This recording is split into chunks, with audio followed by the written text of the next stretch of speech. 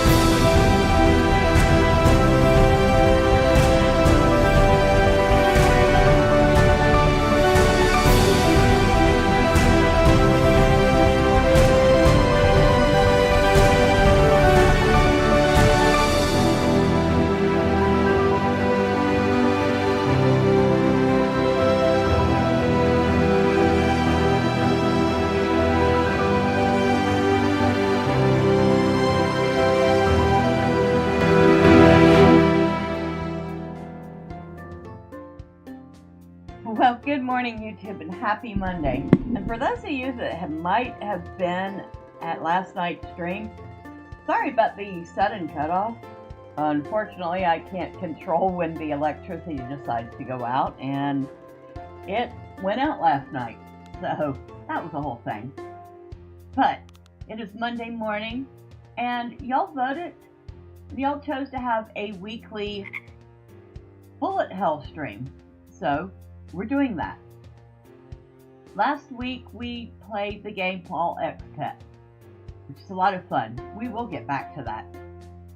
But today I wanted to do something very lighthearted and fun. This one is called Pesticide Not Required. And it's a Bullethell where you play as a frog. And we're in our little base. Got a bedroom for pets. And the pet's following me around right now. We have various frogs. So if we go over here, we can choose our frog. And we have Joe, Billy Bob, Bubba, Greg from accounting. Yes, that's his name. Collier, Finn, Stripe, Dr. Hops, Human, funny, Flotty, Bean, Mignon, Sprout, Pumpkin, Swifty, and Sir Hopsalot. And we have about 8 that I still haven't unlocked. So, like, it'll tell you what you need to do in order to unlock certain ones.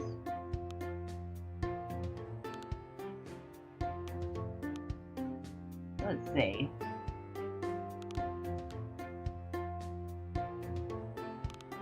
Start a new day with 20 or more matured crops to unlock. Interesting. Reach 75% or higher move speed, 75% or higher knockback, 200% or higher attack frequency. Ooh, I wonder. Let's try for that one. We'll see. But right now we are going to pick Mignon.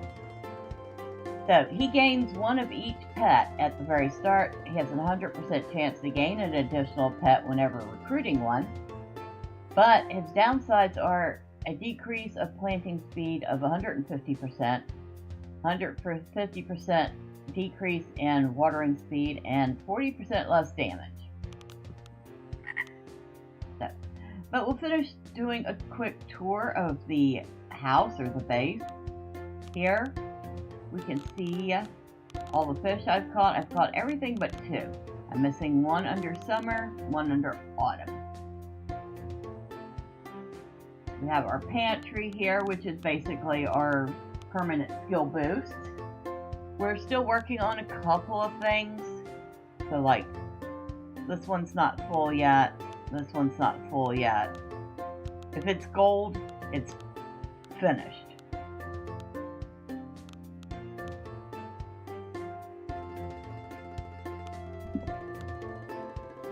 Down here is our catalog for our renovations.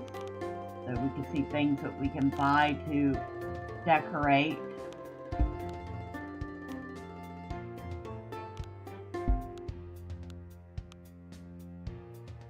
And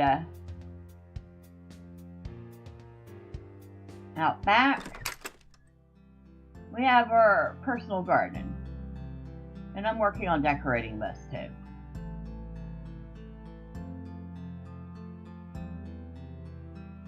Boy, don't most of us wish we could have all this space in our yard, huh? And such a nice cultivated lawn, too. Yeah, that doesn't happen in real life. Not unless you have a crew to do it. Alright. So, I believe I said I had a summer and an autumn fish to catch. Let's do autumn 2. That would be a bit of a challenge.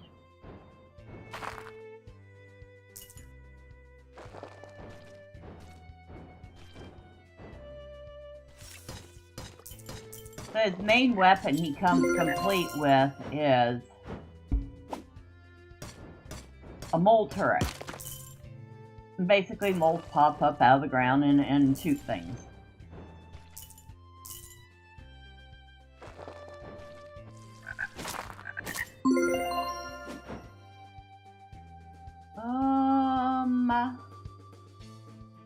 Attack frequency, huh?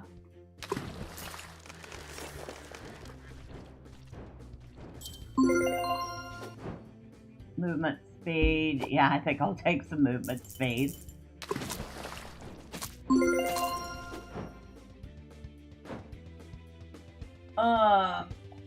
Plus 1% to damage per max health, but the downside is you start off with 130. Yeah, he already has less damage. No thanks. We'll do repurpose tools because attack frequency.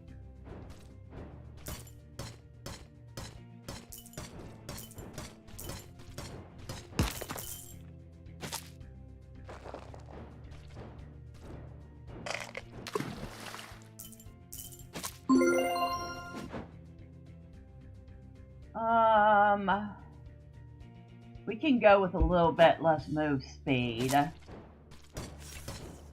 get the extra health. Alright, shop's open.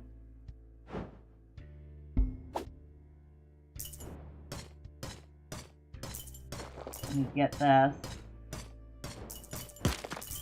So we have a little bit of money to spend in the shop. Alright. Our weapon choices are Lawnmower Seed, Twin Skies, or Bonk Hammer. I think I'm going to buy the Bonk Hammer. I'm also going to buy some extra farming plots, potato seeds, grapefruit, radish.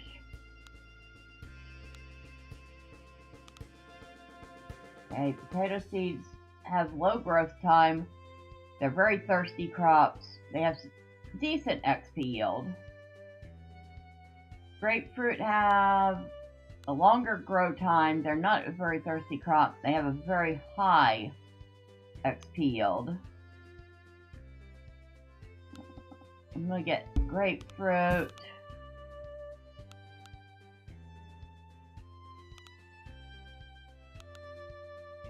Get the radish. Oh, I can get them all? Wait, no. I'm going to get another. There. Okay. Now we've bought everything. You can pet the dog on the way out the door. You should pet the dog on the way out the door. Not that I think it does you any good, but, you know, you still should pet the dog on the way out the door.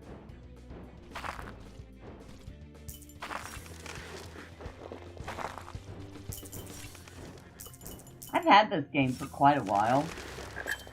It's definitely a cute one to play.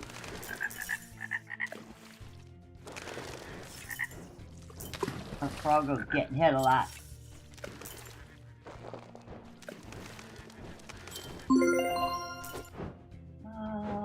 Crop burst, decreasing crop thirst and an increase in water capacity.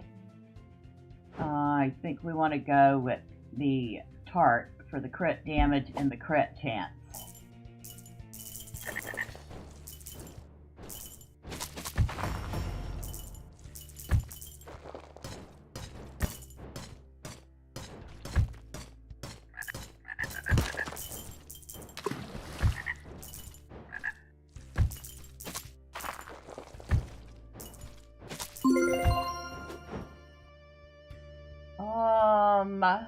Attack size, crop yield, but less apple spawns.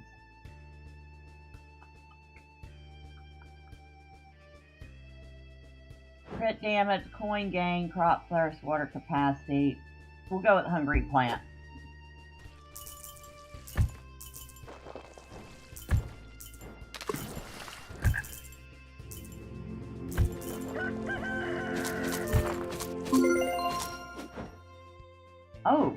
Oh, health regen damage.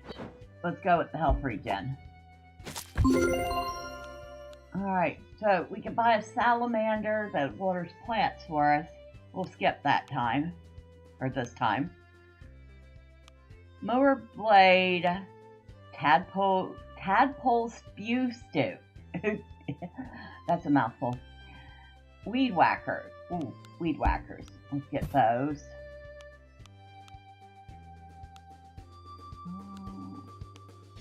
None of these have really great XP yields. So we're going to go with the potato seeds. The dog. Leave the shop. And get back to work.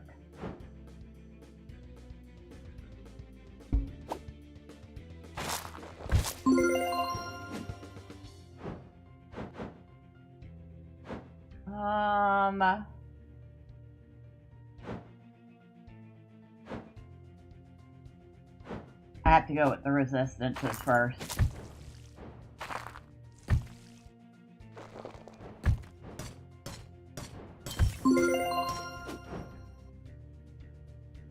Move speed, apple healing. Yeah.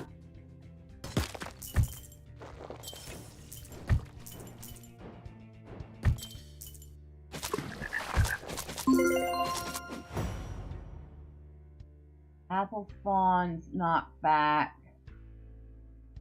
Ooh, effectiveness for fishing yield changes, plus 15% to fish spawns. Okay.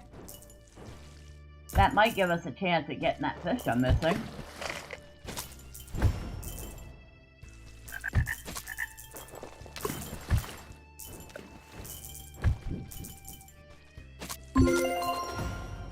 Alright, weed whacker. I can either pick to add 2 or 1, but increase the attack duration and its size. I'm gonna have to go with that one. Alright, crit chance.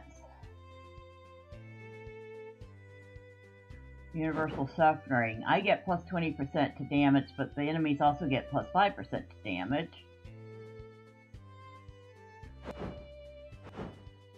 I have to go with the crit chance.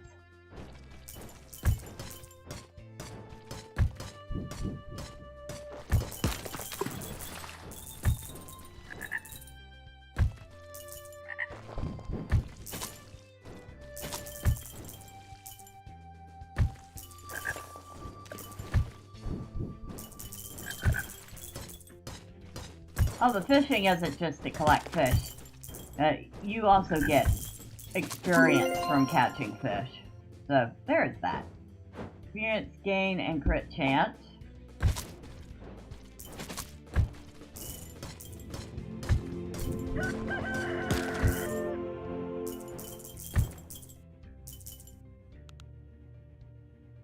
Alright. Tadpole spew, mole turret. We'll go with the mole turrets.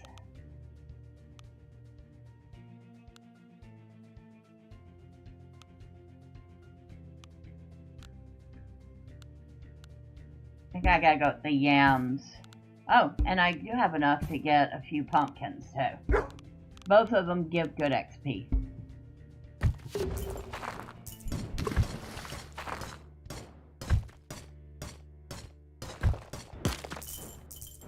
Oh, it's taking us forever to mine anything.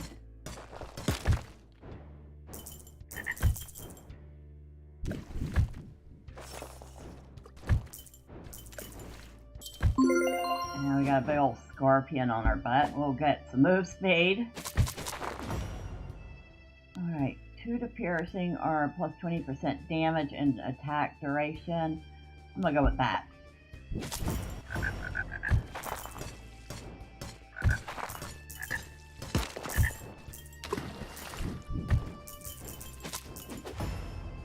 Okay, 1 to mount plus 25% to damage, 1 to mount plus 20% to attack frequency, and plus 10% crit chance. I have to go with that one.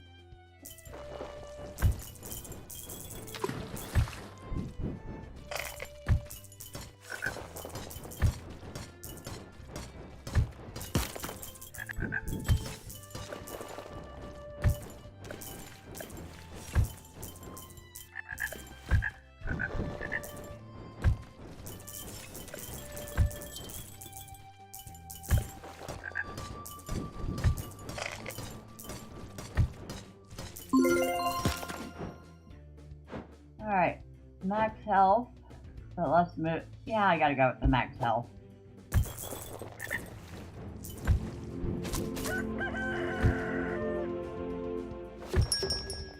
Alright. Bomb seed, toad oil seed, probe boom. I'm gonna go with the bomb ones.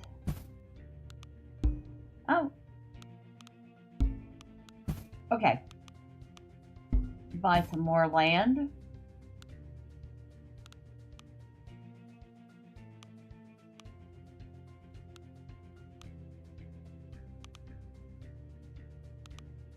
Buy some yams. And a couple of cauliflower. Pet the dog. Continue our fight with this scorpion. More move speed, thank you very much.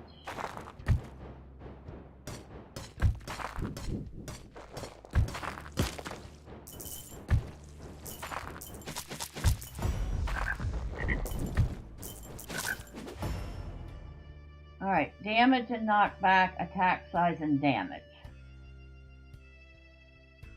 We're going with damage and knockback.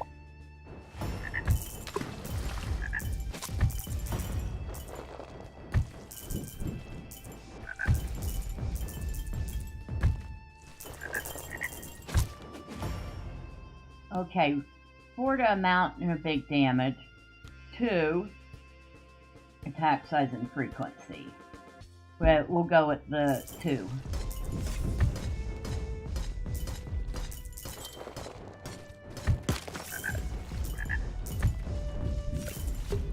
Oh, finally you... Alright. Beaver or salamander? So the beaver will plant seeds for us, the salamander will water plants. We'll go with the salamander.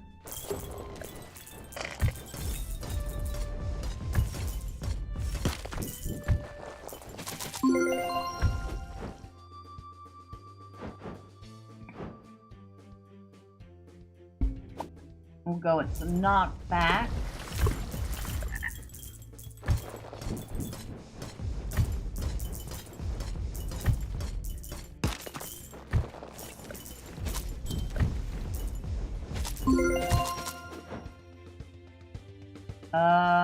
Fishing yield and damage or just straight damage?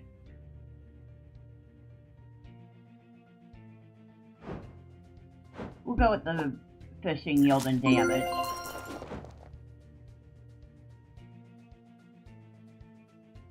+1 to max health on level up. Oh yeah, we'll take the growth potion.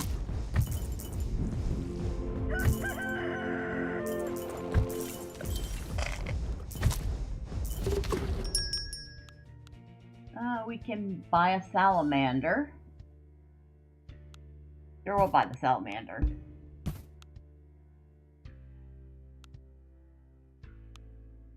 And get the boomerang seeds. Ooh, watermelon. Those give a lot of XP. And we'll get a few radishes.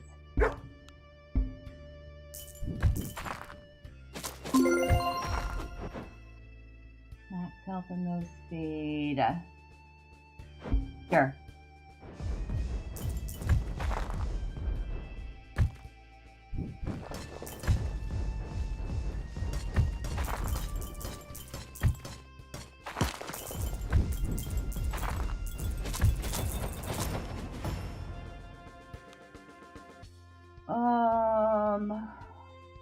Projectile speed and attack frequency or amount and attack size. Projectile speed.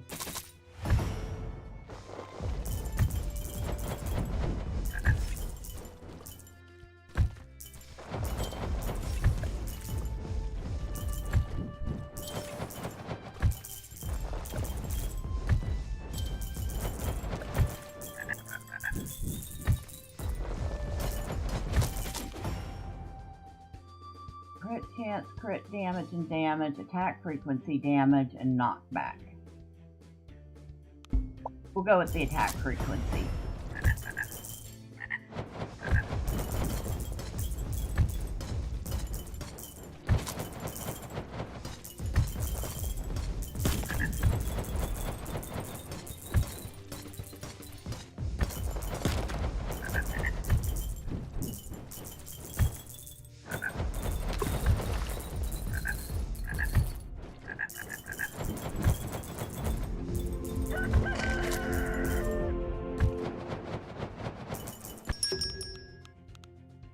Weed whacker, mole turret, or bomb.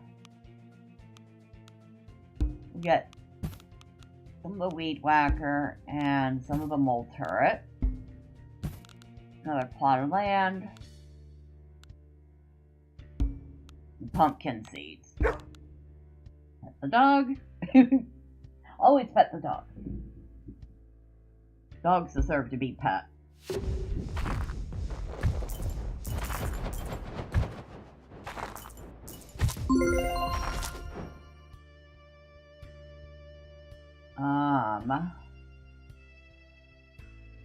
Attack frequency, projectile speed, attack duration, but a little bit less damage. You know what? I can live with that.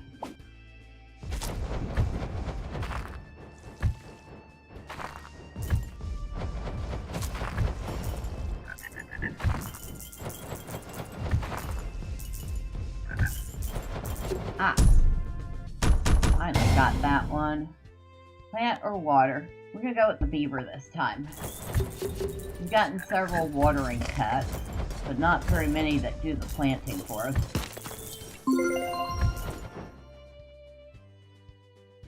+4 to max health per 1% resistance. No, I have to... Well... Alright, we'll take the plate mail.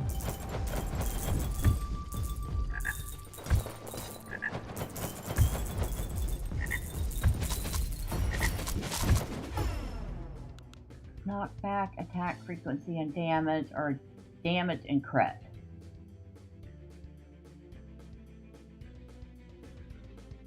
We have to go with the knockback.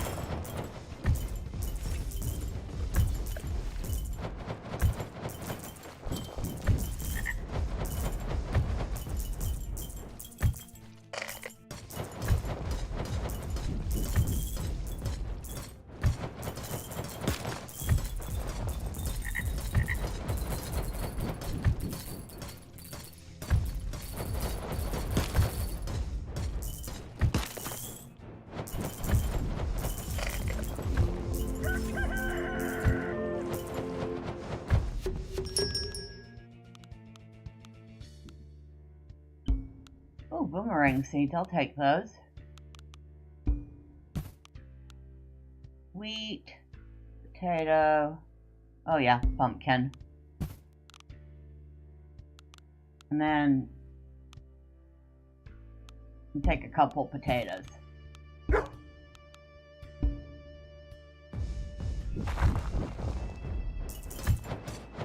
Now, for those of y'all that are perhaps wondering, I do believe this game is considered complete.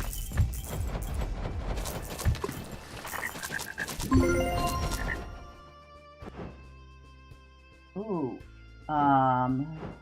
yeah, I have to go with the blood sausage. +15 to health, +10 to health regen. Damage and attack duration, that's a nice damage. So this has attack frequency, attack size, knockback, and damage. I think I have to go with that instead. Not as good damage, but real good for the other stats. Damage and crit, duration, size, and damage. Now this one I will go with the big damage.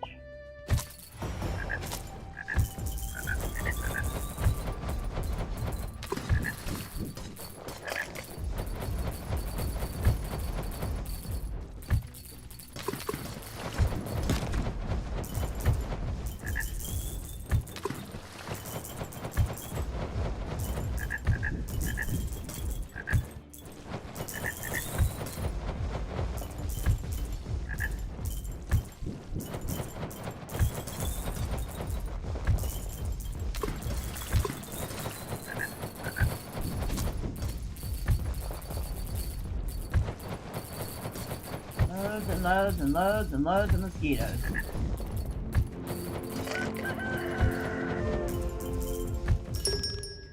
Oh, a cat. We definitely want the cat. Cats will attack enemies for you.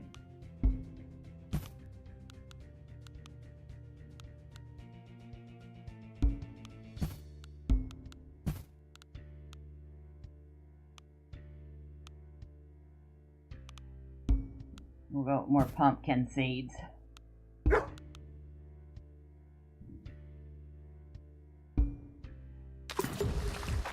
Alright, let's get back to killing this boss, huh? Projectile speed and planting speed, yes.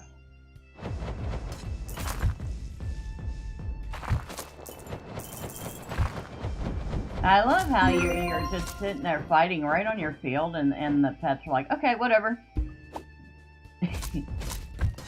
They just keep right on working. Like this is a normal day at the office for them. It probably is. Attack duration, attack size, and damage. Projectile speed, crit damage, and damage. We're gonna have to go with that. Even though we get one less. Ooh. I like that damage. But this has plus 999 piercing. We have to go with that. Knockback and attack frequency, yes.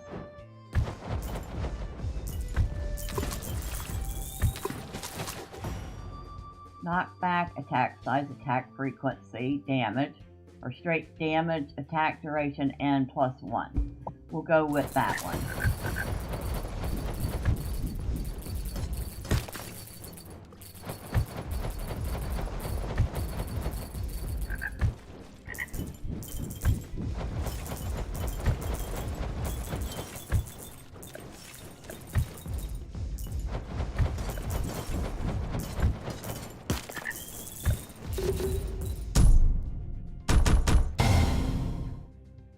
Squirrel or salamander?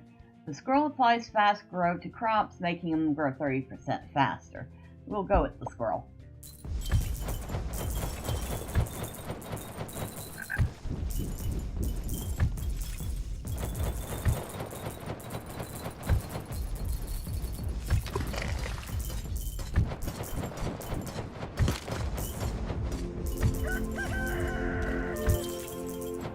Grab a few more coins before we go into the shop. Health regen? Absolutely. We're kind of sucking on that right now.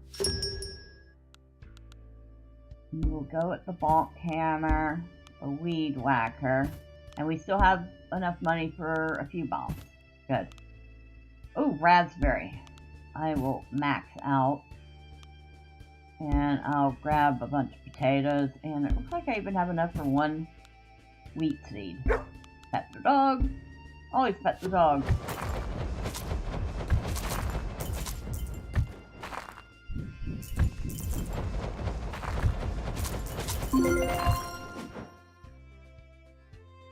Resistant to health regen and but less pickup range.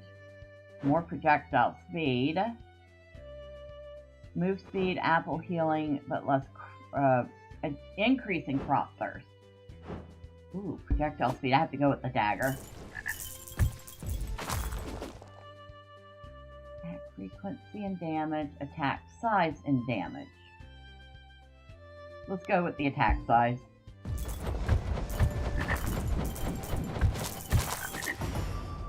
Amount, knockback and damage. Amount, crit.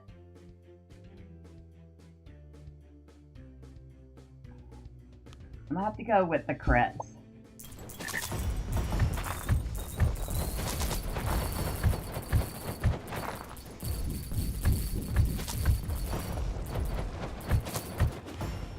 Oh, okay, we're maxing out our weed whacker.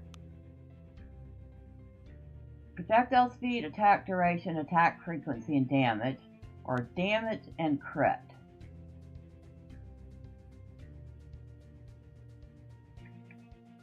You have to go with the projectile speed.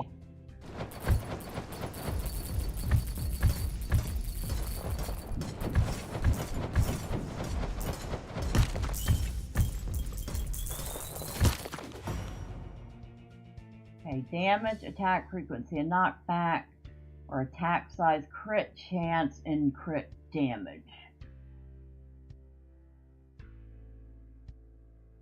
This time I have to go with the damage.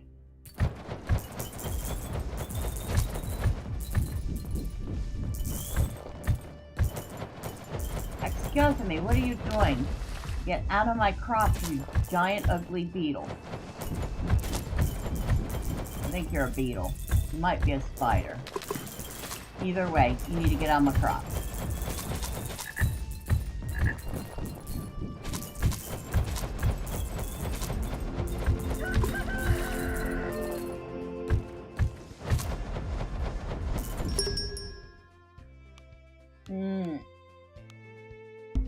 More bonk hammer, more bomb seed, more of everything. Looks like we bought all the land we can buy. Bunch of raspberry and one cauliflower. One lone cauliflower.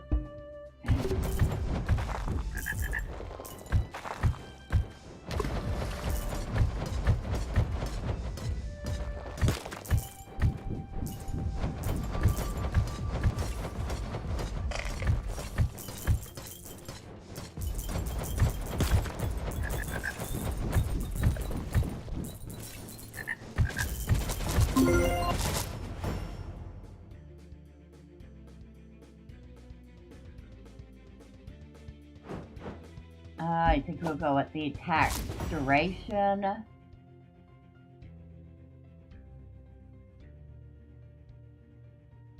Ooh.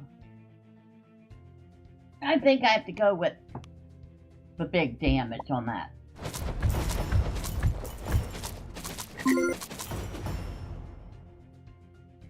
Attack size, knockback damage, damage, attack frequency, attack size.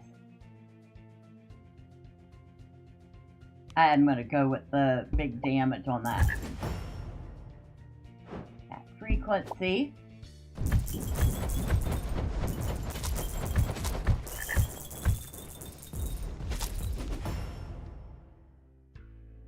Attack duration, attack size, damage, and +2. +1, but +2 piercing, a much bigger damage, projectile speed, and attack frequency. I'll go with that one.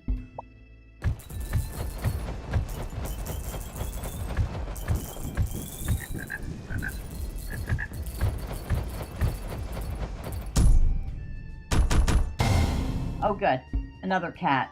Definitely getting the cat.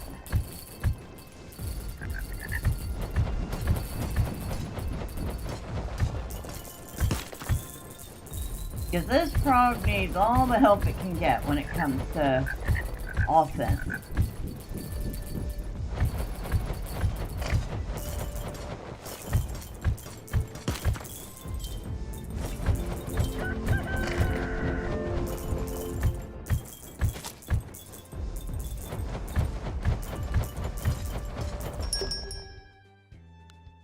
Wandering bot retrieves loot for you. I will definitely buy that.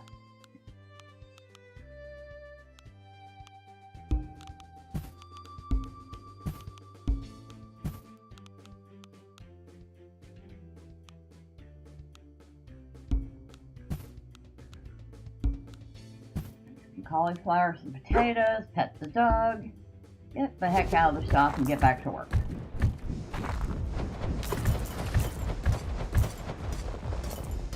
I wonder who came up with the idea of a frog farmer. I think it's kind of a neat idea. Although I kind of don't honestly see a frog being a farmer. Just saying.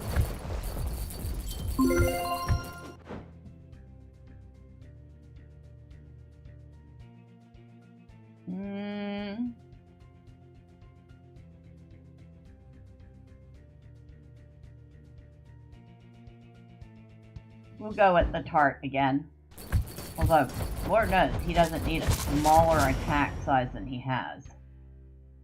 Alright, we'll go with the attack size on the bonk hammer.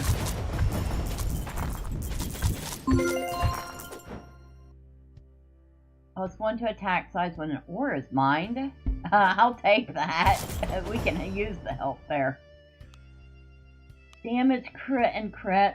Attack size, attack frequency. Knockback, and damage. We'll go with the attack size. Okay, we're about to max out the mole turret.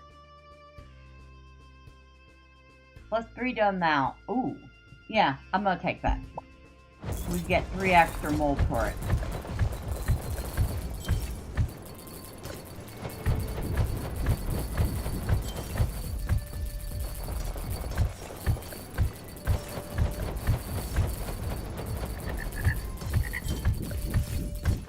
One of the things I like about this Bullethell, as opposed to some others that I play, is that the skills aren't nearly as flashy. So, you know, you don't have a light show going on your screen. Which would be good for people who maybe have trouble with games like that for that reason. Grapefruit, raspberry. Well, we definitely want the raspberries. So we'll take the grapefruit, and looks like we have enough money for some wheat, too.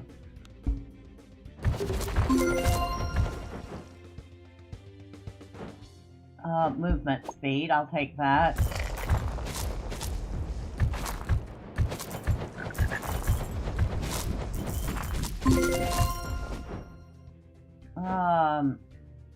Beefy. It's going to increase our health and our attack size. Yes, please.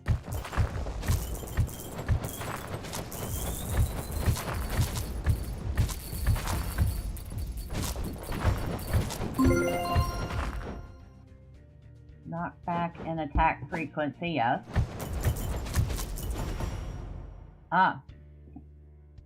Attack size, attack frequency, knockback, and damage. Damage, crit, and attack frequency.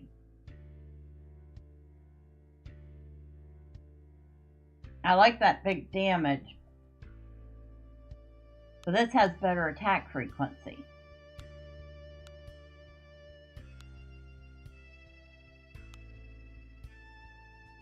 We'll go with the attack frequency.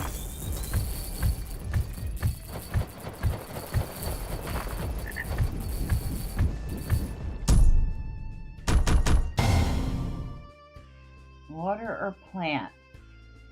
Let's go with planting seeds.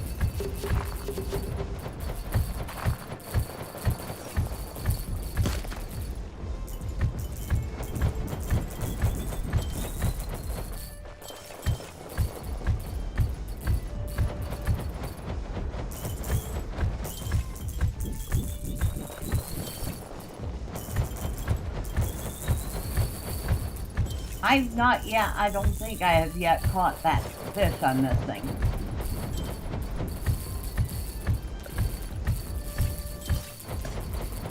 I'm very disappointed. I've done a whole bunch of fishing. Go with the plate mail. The only thing we have left to buy is crops for leveling up. So we're just buy everything, pet the dog.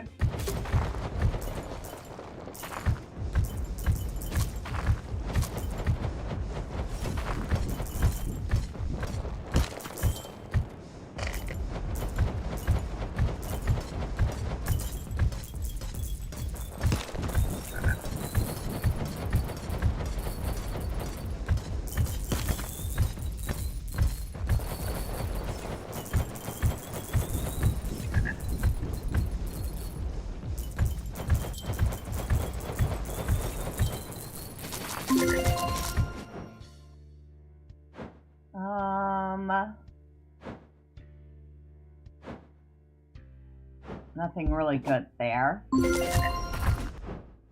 Attack size, yes. Attack frequency, yes.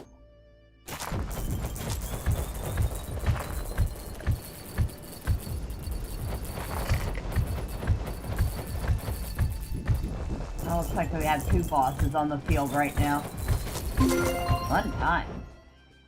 Health regen, yes.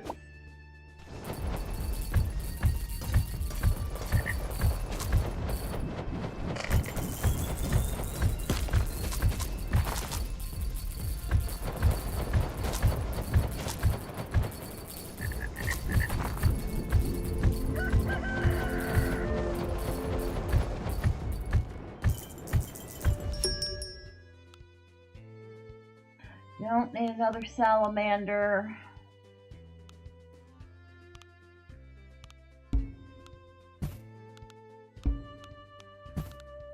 I'll just go ahead and buy up all the crops then.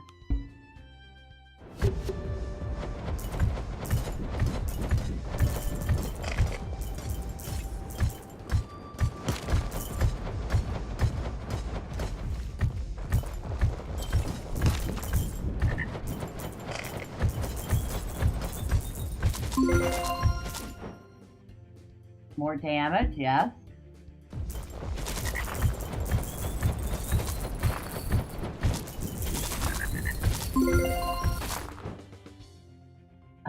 Health, attack size, and damage? Heck yes.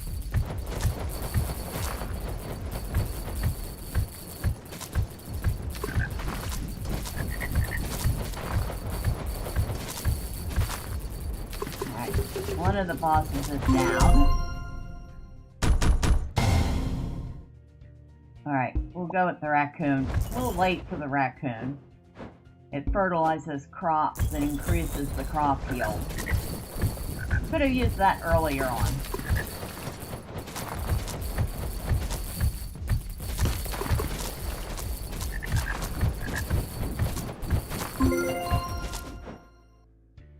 Health regen, yes.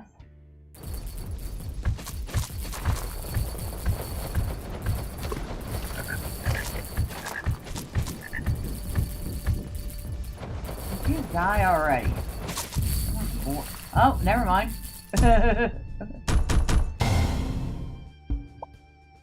Because, we have won. Wombo! Oh, we have survived Autumn 2. I thought I'd already done that. Apparently not. We just unlocked Autumn 3.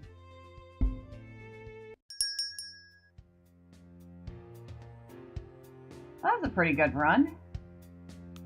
Let's see.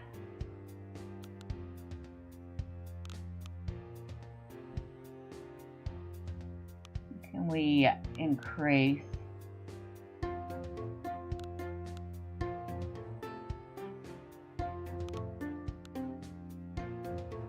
Oh, we can increase our move speed. There, we've maxed that out.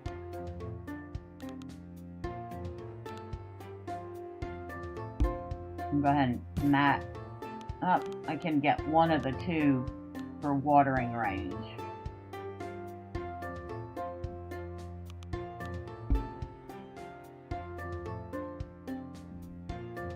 So, just a quirky little game. A lot of fun though. Go ahead and switch.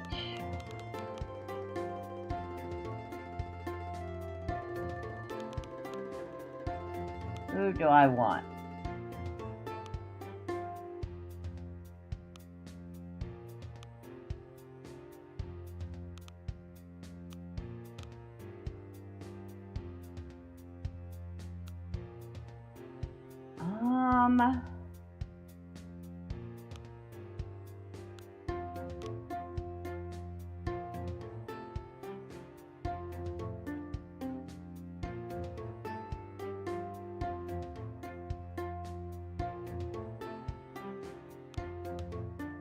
Let's try Bean. Bean's a little bitty thing. Let's do Summer too.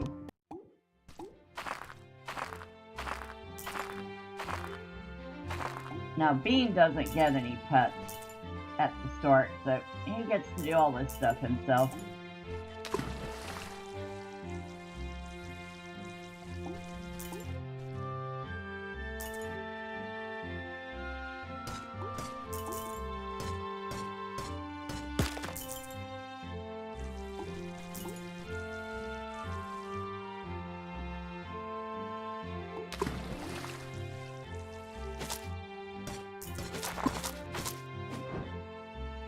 Attack duration and crop yield. Here. Crit chance, yes.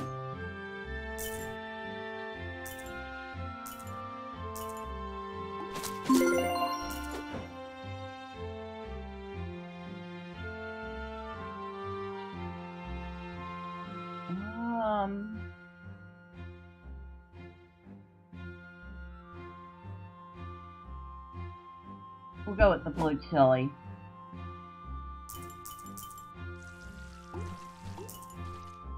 He loses attack frequency every time, a little bit of attack frequency every time he harvests the crop. So that big boost to attack frequency will help offset that.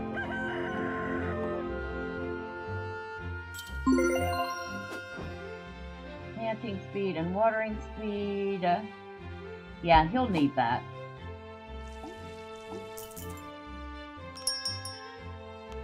Alright, what do we want for you?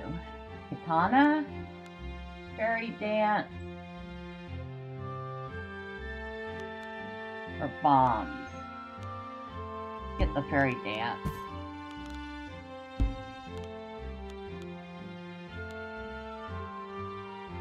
And we'll get pumpkins.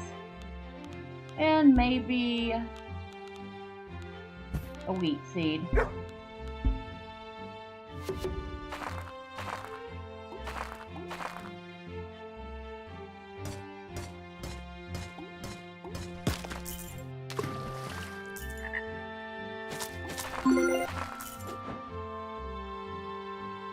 Max health resistance, but much less crit chance. I think I'd rather go with the pendant that gives me crit chance.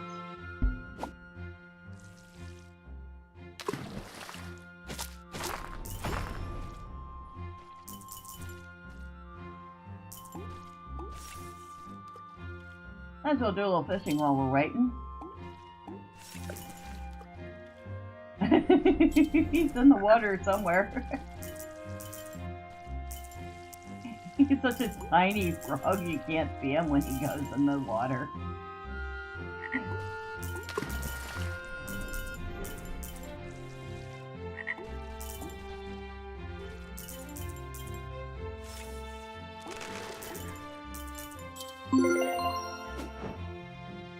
Not back, but less. Oh, Matt. Health and health regen, yes.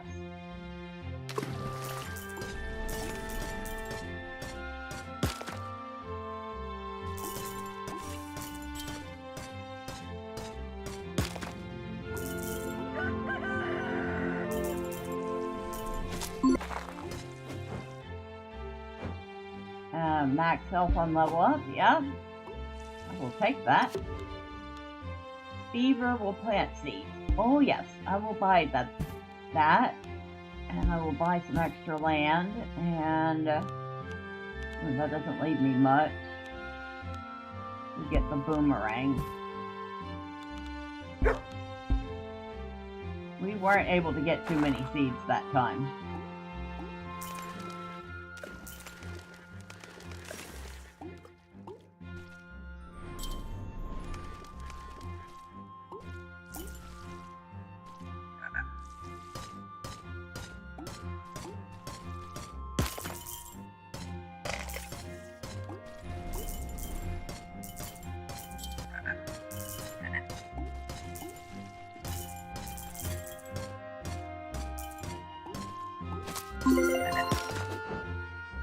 Oh, attack size, pickup range, watering range, but less attack frequency. Oh my god, these are all giving him less attack frequency. Ugh. We will go with the long reach, though.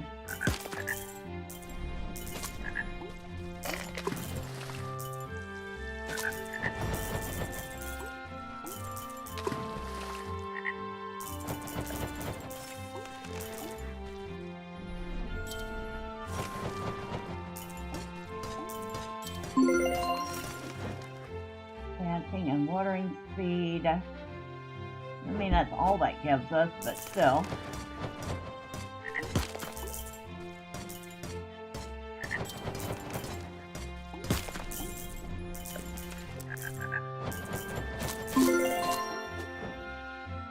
Crit chance, yes.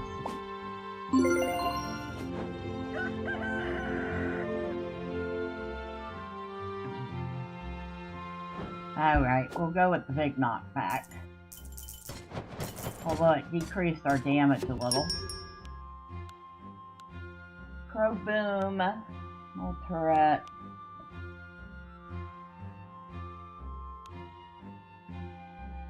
Weed Whacker. We got the Weed Whacker. More land.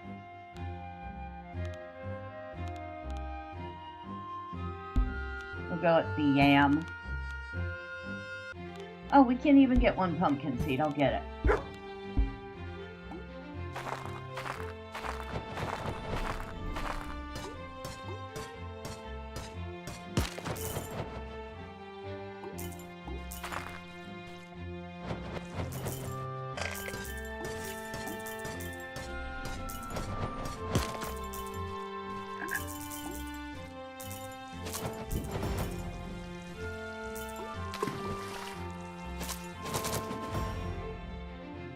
Attack duration and attack size on the Weed Whacker, yes. Knockback, attack frequency and damage. Damage and crit chance. I have to go with the knockback this time. Anything to push the mobs away from our little tiny frog.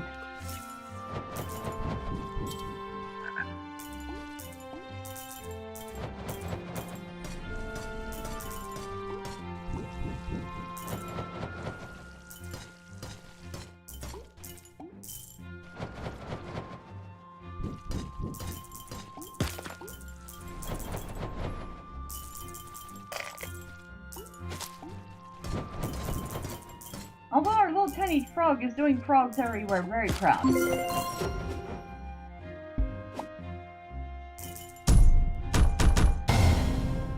And we'll take a cat.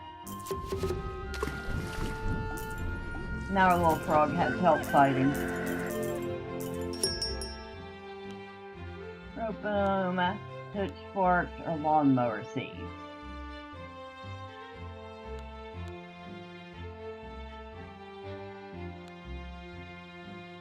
I think we're going to go with the pitchforks.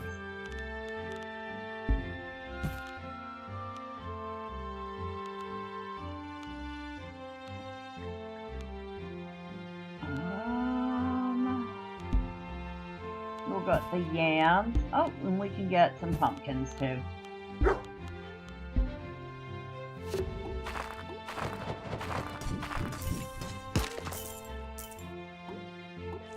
We got our poor beaver doing all this work by itself because I want to go fishing.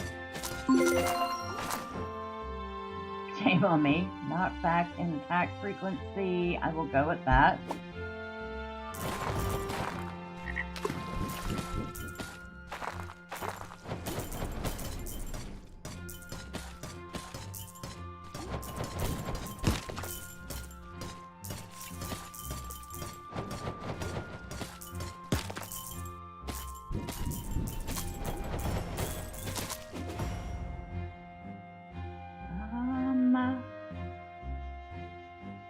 We'll go with the crits on the pitchfork.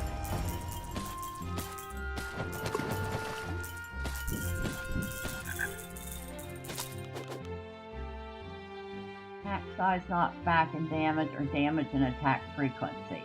I have to go with the frequency.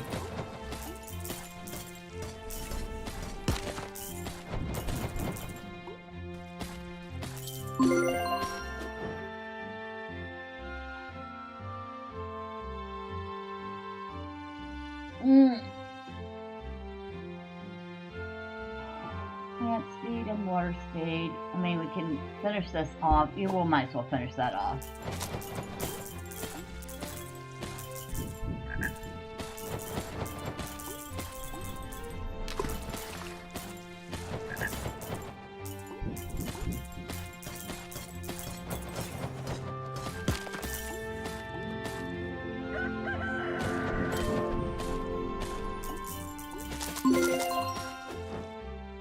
Resistance, yes.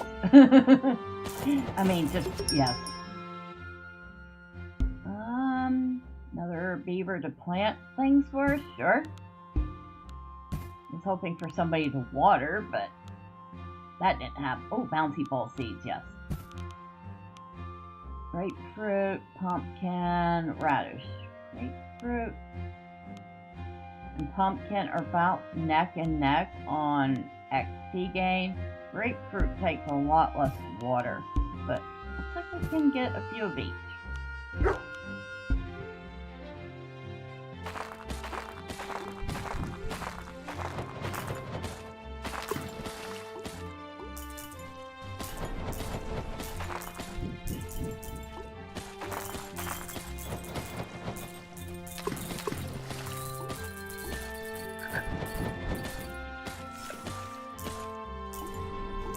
I love how you grow your weapons and the power-ups for them. I thought that was kind of a neat choice.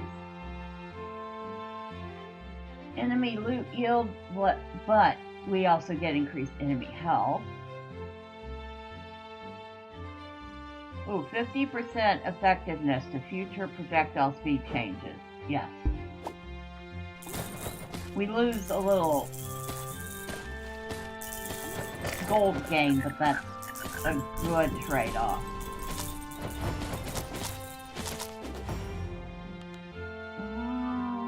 Damage.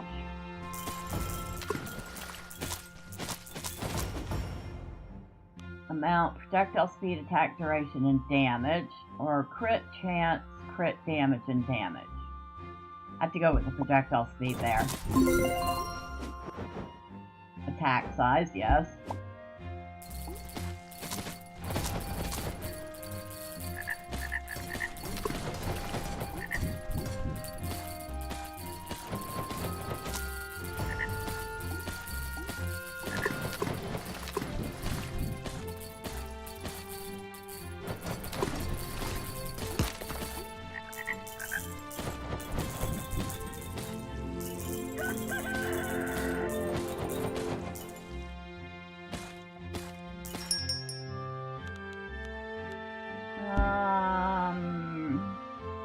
Weed whacker seeds.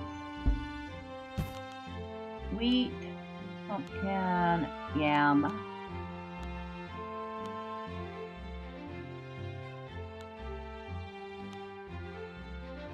We're better off getting the pumpkin.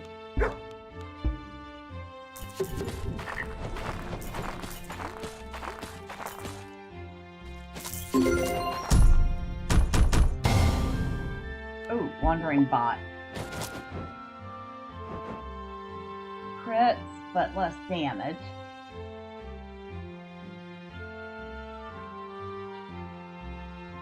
Ooh, watermelon will give me a whole lot of health. I think I have to go with that.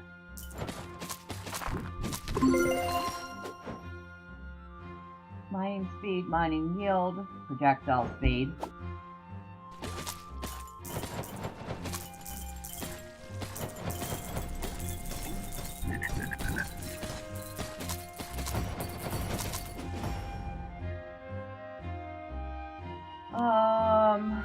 Yeah, we have to go with projectile speed.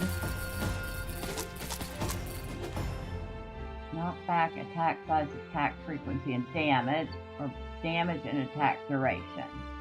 We have to, I'm gonna go with the knockback.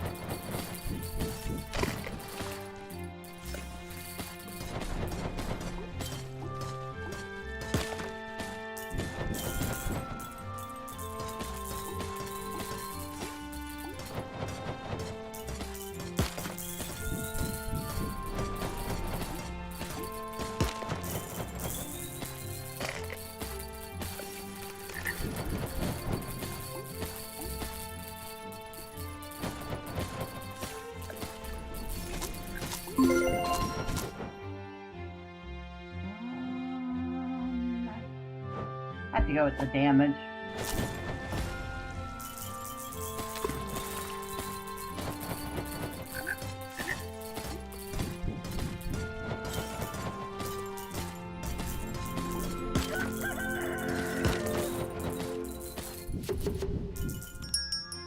Alright. We'll buy pitchfork, more land, more pumpkin, and a couple more grapefruit.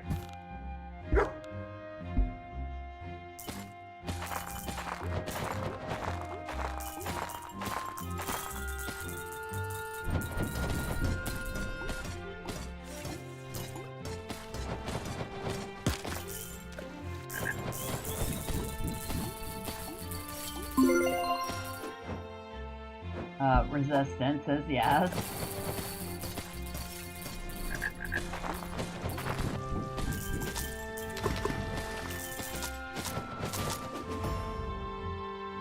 Crit, damage, attack frequency, and attack size. I'm gonna go with that.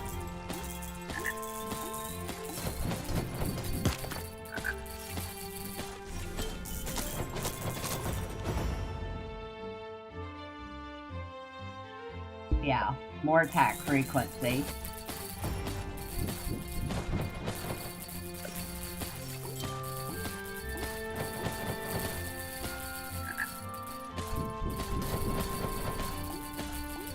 Oh, we might actually get this boss before morning.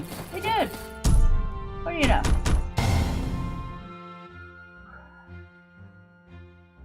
Alright, we'll get the squirrel and get faster growing crops.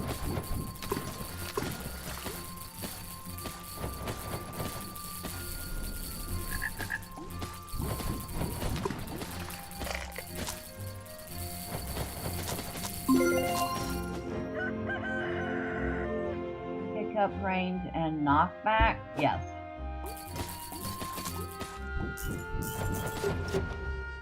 Oh, a cat. We're buying the cat. We're buying land. I'm buying pitchfork and boomerang. And pumpkin seeds. We have enough for one cauliflower.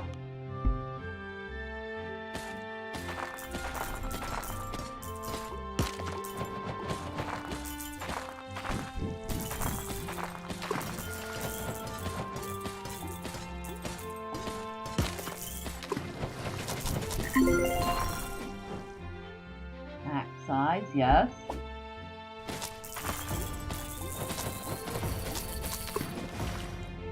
Projectile speed and attack frequency, or amount and attack size.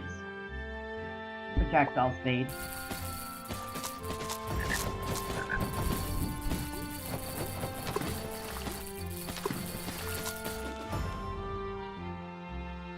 Attack frequency, damage, and knockback, yes.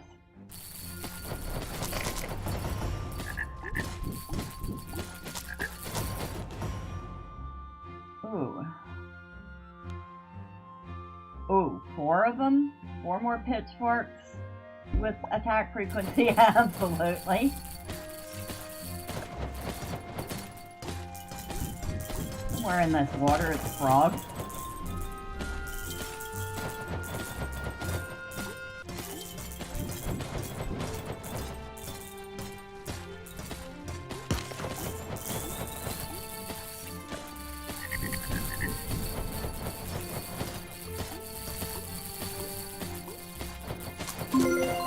Go water our crops.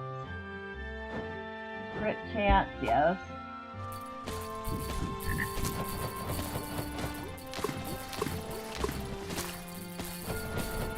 Keep forgetting I don't have any pets that are doing the watering for me right now.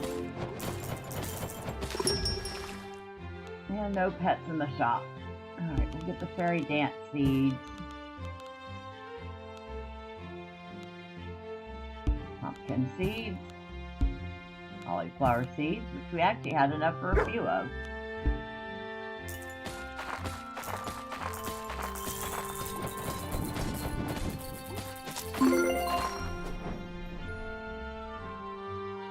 Attack frequency and knockback. Ooh, we have reached 75% or higher knockback. That means we unlocked something. I wonder what we unlocked.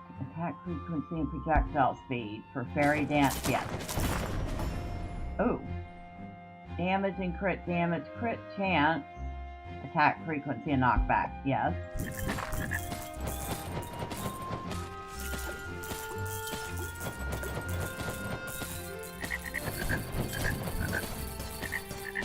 Y'all can get off a butt now.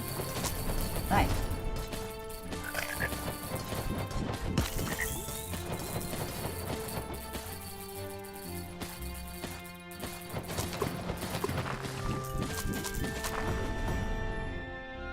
projectile speed damage and crit damage, yes.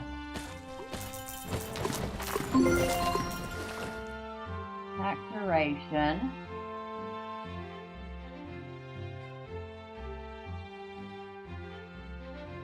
I'm gonna go with that.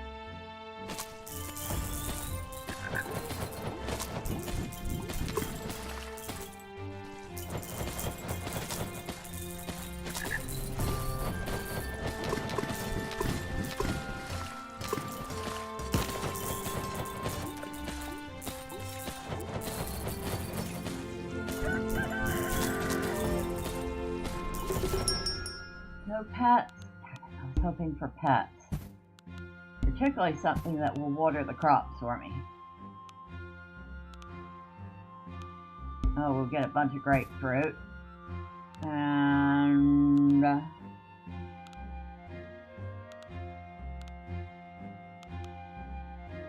radishes. Oh, we have enough for potatoes too. Okay.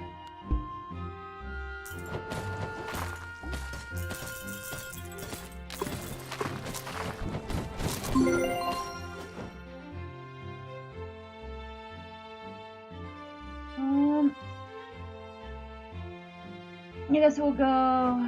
Actually, we're going to get sleight of hand before we get the other thing. Damage, attack frequency, and attack duration, yes.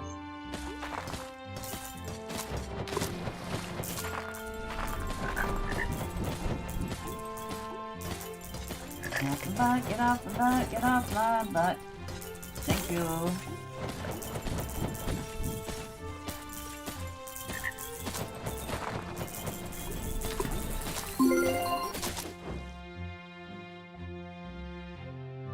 Resistance, attack size, but less attack frequency. Okay. That resistance was too good to pass up. Damage, attack frequency, projectile speed, and knockback. Oh yeah. We're going with that.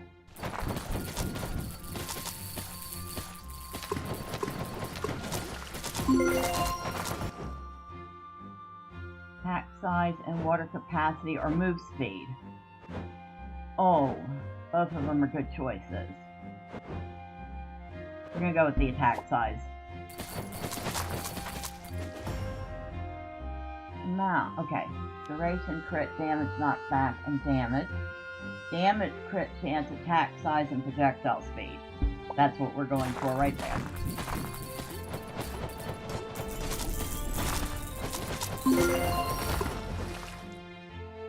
Resistance, of course. Here, okay, damage and attack duration, frequency, size, knockback, and damage. That's what we're going for right there. Oh, thank you, a salamander. Something to water the plants for me. Because I'm too lazy to do it myself.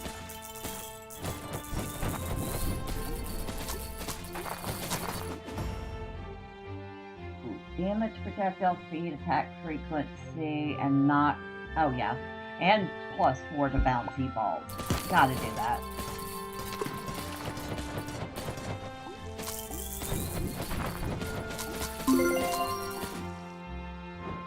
Knockback and attack frequency, yes.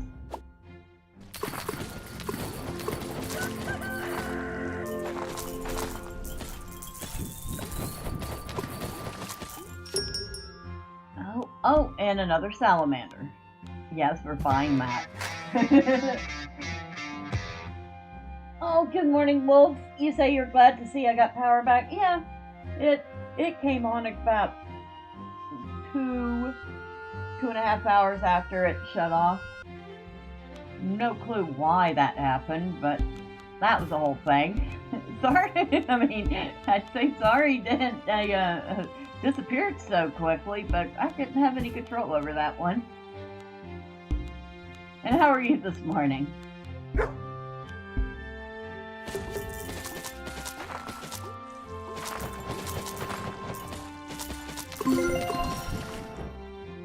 Pick up range and knockback. I'll take that.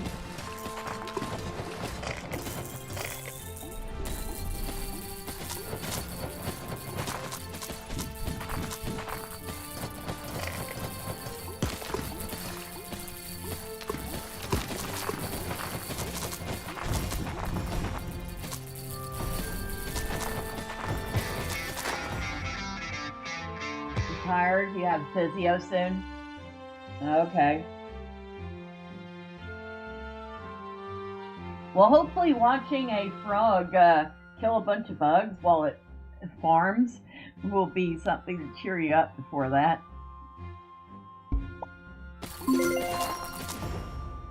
Attack duration. Yep, we'll go with some more attack duration.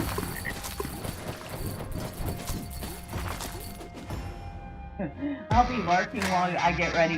Hey, no problem. And thank you for hanging out. I appreciate it.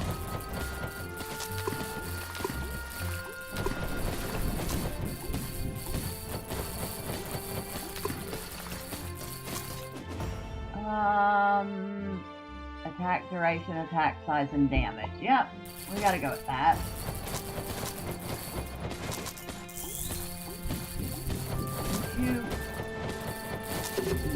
Okay, finally. Oh, another cat. Yep, gotta do that.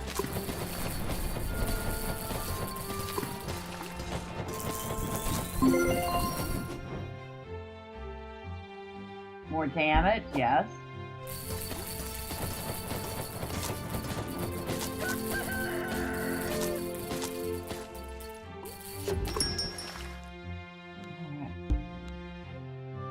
Only thing we have left is the boomerang seeds. We might as well buy them out. Grapefruit. Pumpkin. That's the dog. Go fishing. Because I've been trying to catch this one fish I'm missing. Can't do that if I'm not doing the fishing.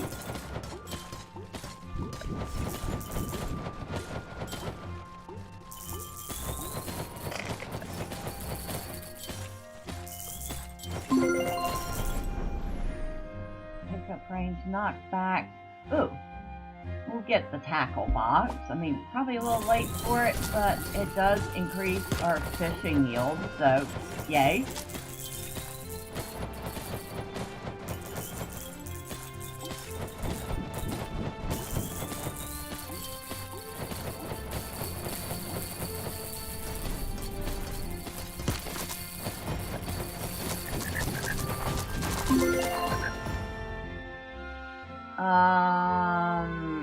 Again, we gotta go with the 999 to piercing. Fish spawn or spawn, but less resistance. Mining yield when a fish is caught. Oh, we'll go with the dynamite.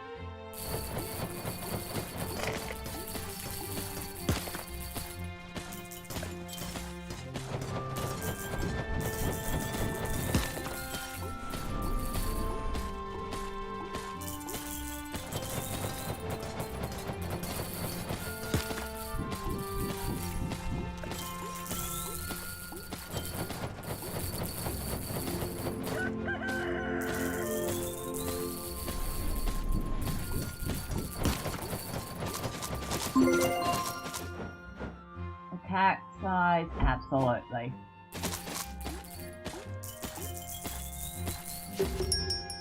Alright. We'll get all your pumpkin seeds, we'll take all your potato, I'll take all your seeds, thank you. Hi! Mining speed, mining yield. Projectile speed, attack frequency, but less knockback. You know what? I'll get that.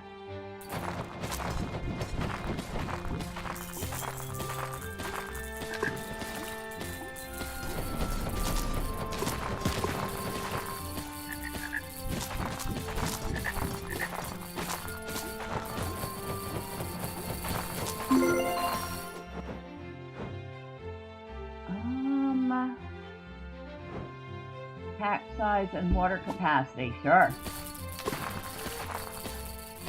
Just if nothing else for the attack size.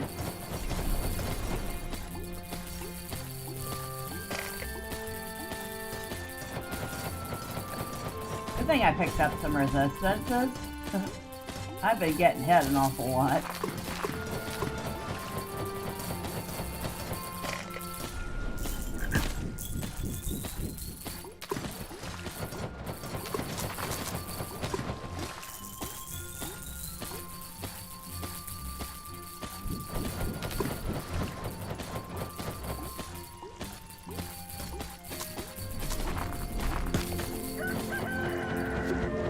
process goes down. More damage, yes. Another pet to water, yes. And then we'll just take all the seeds.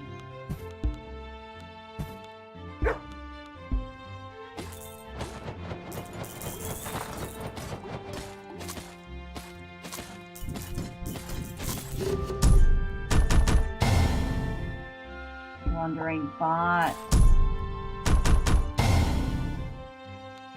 And the red squirrel. We'll make our crops grow faster. Sure.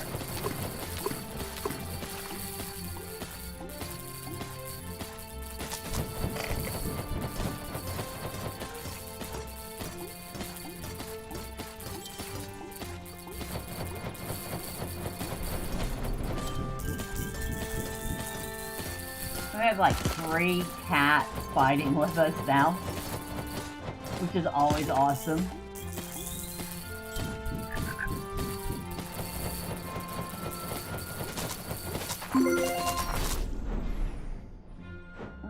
More resistance, yes. That way we can tank all these hits we're getting. Resistance, attack size, but less attack frequency. That's fine.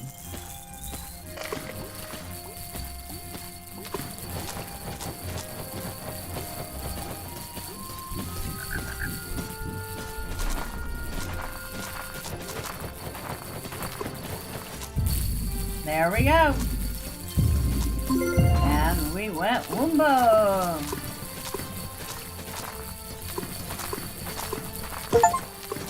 We have survived summer too. And we won a round as bean. And we received 75, reached 75% or higher on that. Oh, and we unlocked a new frog. His name is Potato. Oh my god. Okay. Not bad. Let's go check out the new frog. Who's Potato? You're Potato. Enemies drop 2 coins when hit. Plus 50% to attack frequency. Plus 100% effectiveness to future knockback changes. Plus, minus 100% to enemy speed.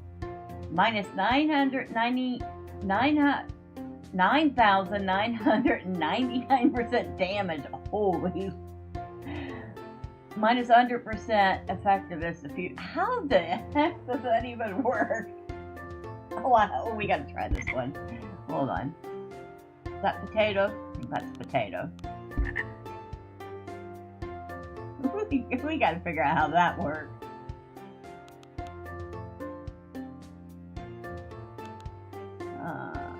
Let's go ahead and apply our last watering range. Okay. We'll apply an increased chance at apple spawn when catching fish.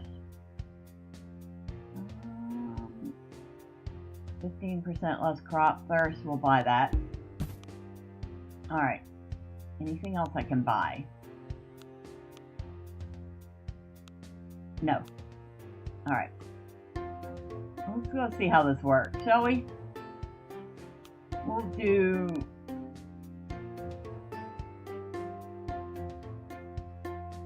We'll do something easy to test him out. Let's do Winter 1.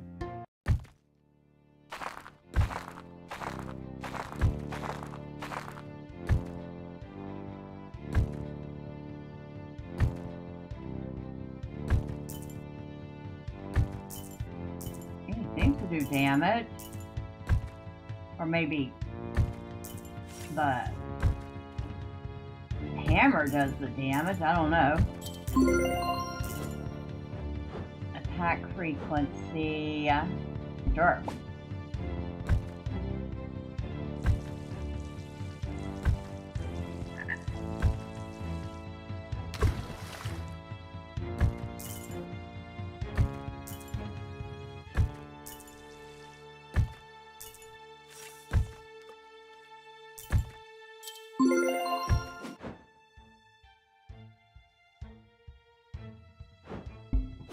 More attack frequency, yes.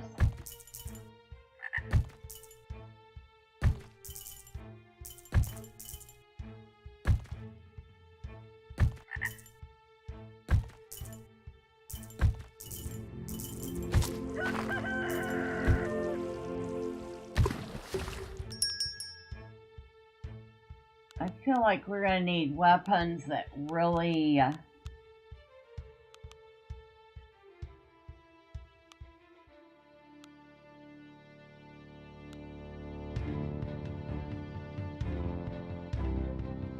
Let's try this yo-yo seed. I didn't try that one yet. Ooh, and I don't have any other money. Okay. Attack frequency. We're getting a lot of attack frequency. Hopefully it's worth it.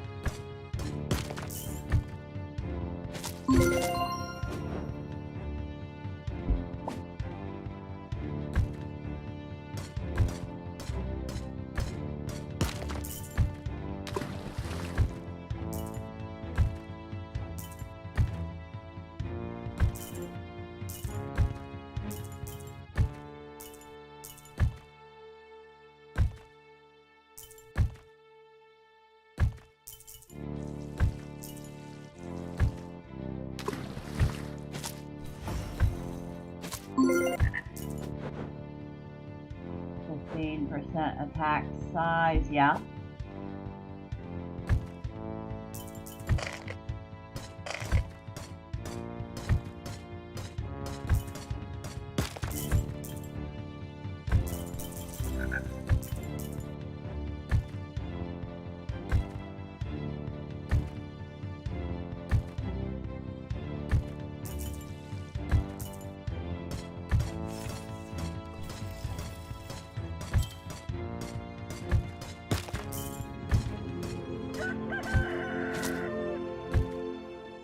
Let's get some more gold before we go into the shop.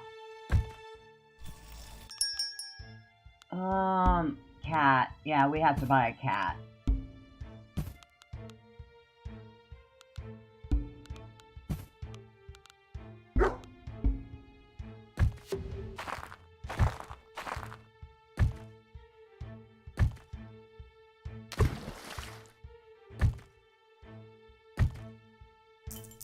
Oh, this is a very different frog.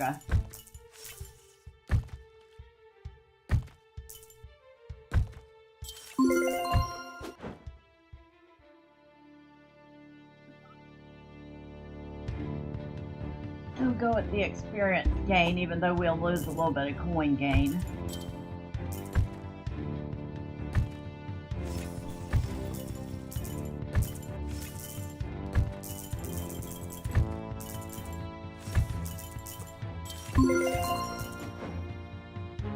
Pack size, yes.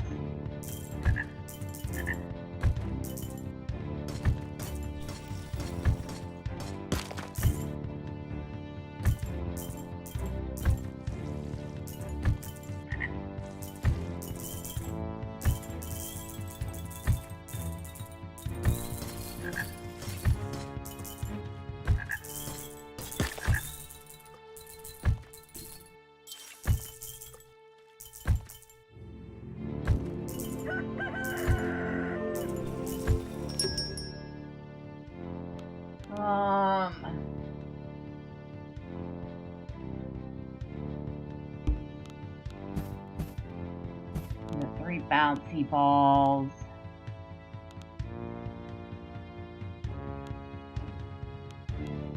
We'll go with as many I think we're only able to get 1 pumpkin seed, but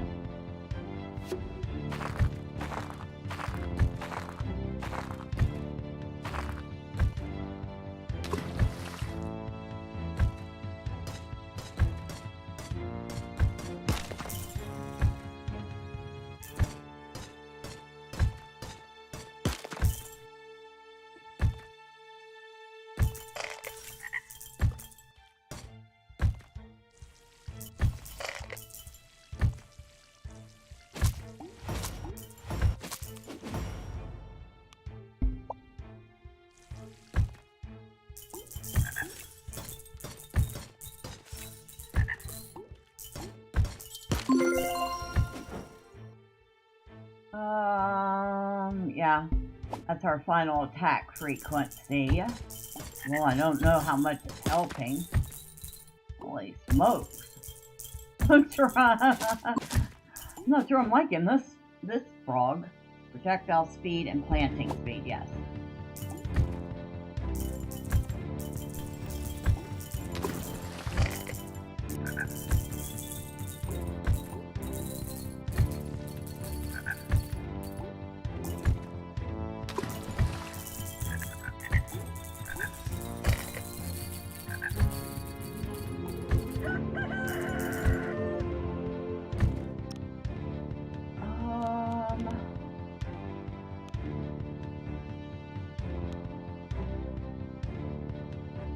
Go with the water beam.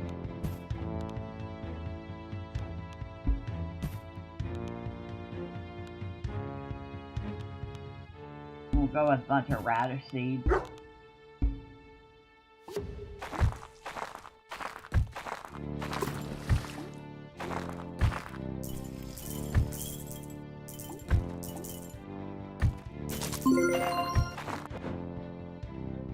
Move speed, yes.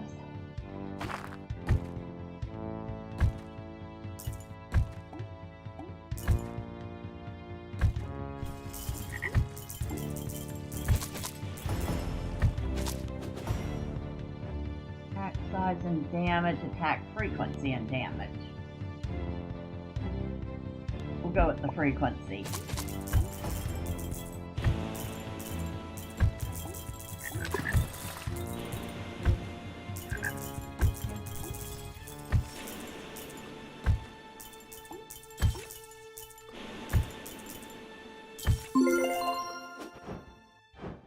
Attack duration, yes.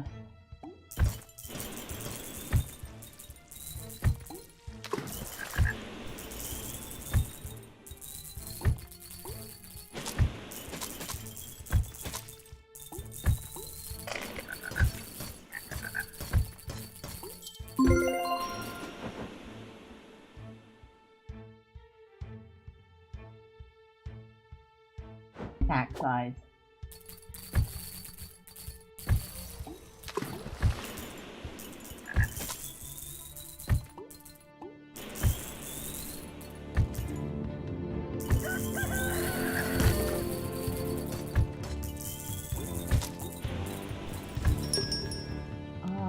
The wandering bot, I'll buy that. I will buy the toad oil stew, as many as I can get, and that's it. That's all I can buy.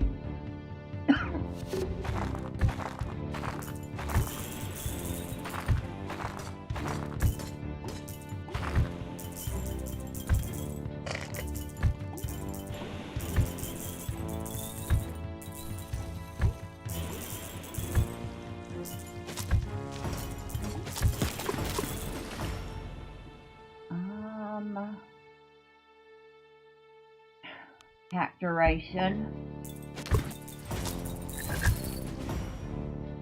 Damage, attack size, attack duration. Yeah, I gotta go with that.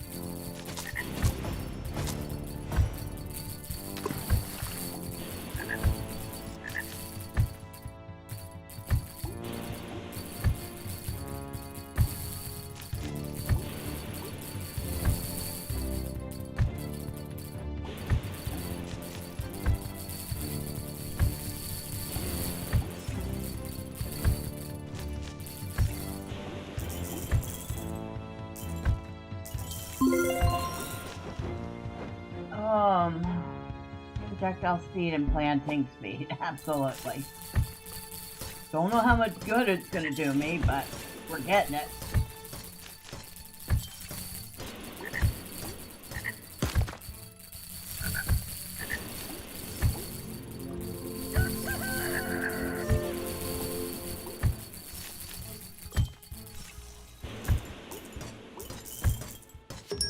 We need seeds.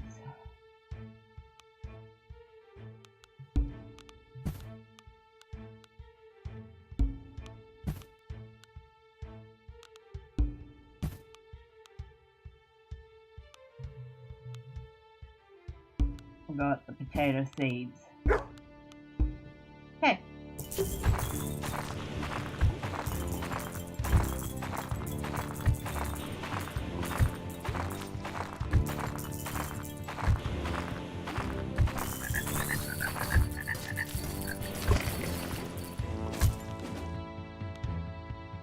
Attack size, knockback, attack duration, and damage, or damage and attack frequency. That's what I'm going with. There's gotta be some way to get more damage.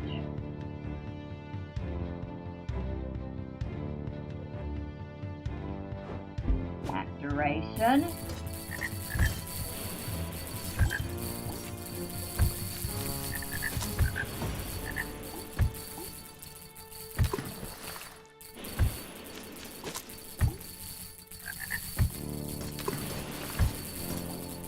Oh, I just realized we've taken some considerable amount of damage.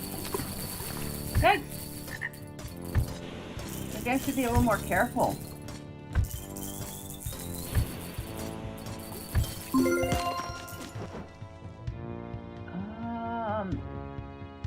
Damage, attack, frequency, but less crit chance. We'll go with that. Anything to try to bring up our damage a little.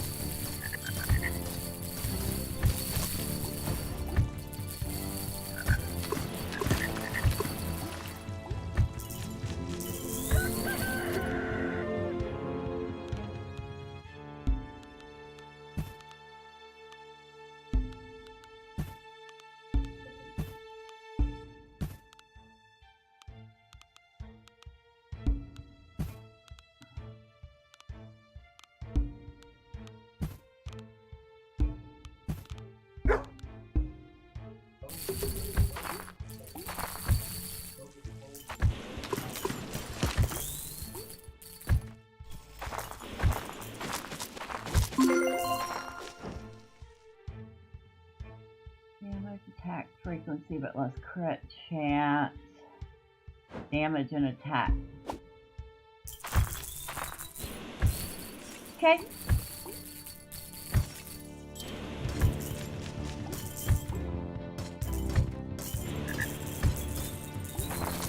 Holy smokes, we got bosses coming out of the woodwork.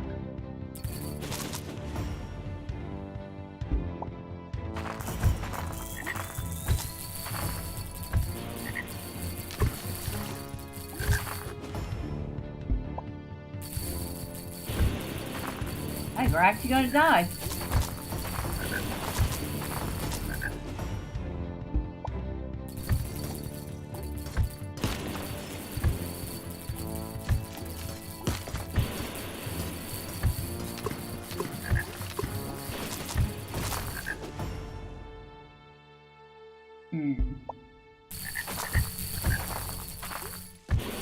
We have like almost no health left.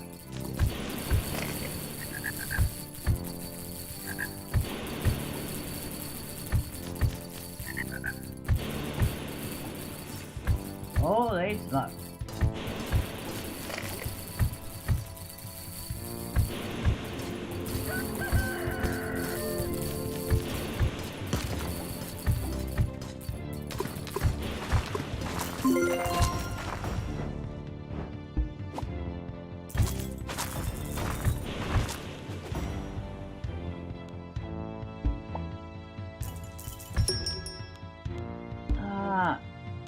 I need that to water the plants. I will get that, and as many decent seeds as I can get to get my XP up.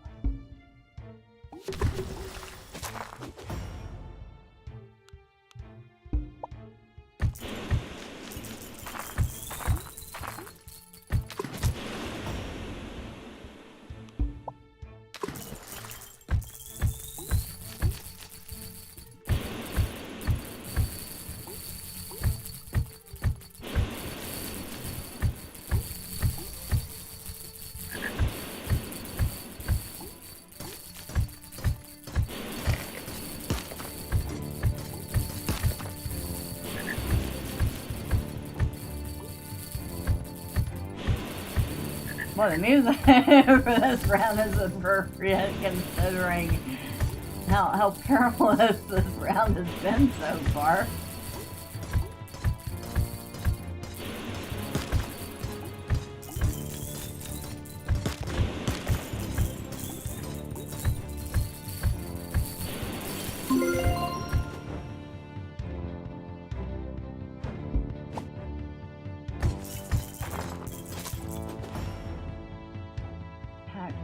crit chat. Oh no, we gotta go with the damage. Anything to try to bring damage up.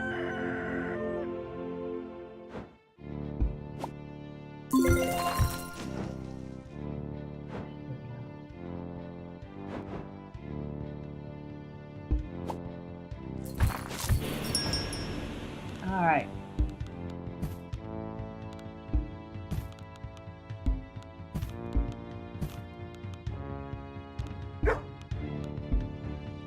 Let's get back out here.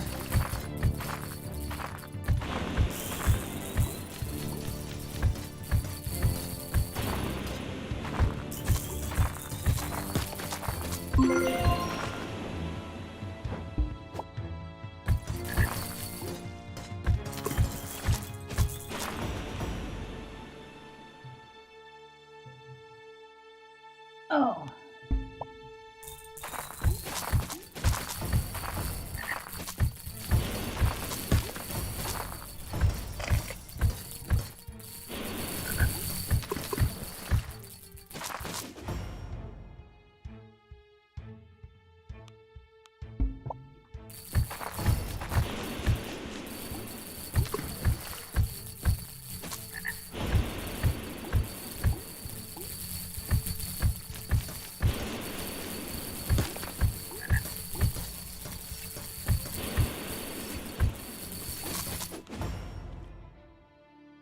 Yeah.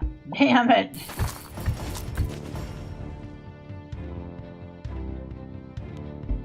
More damage. Hopefully we're getting our damage numbers up. Because we have so many bosses on the field right now we have not been able to kill yet.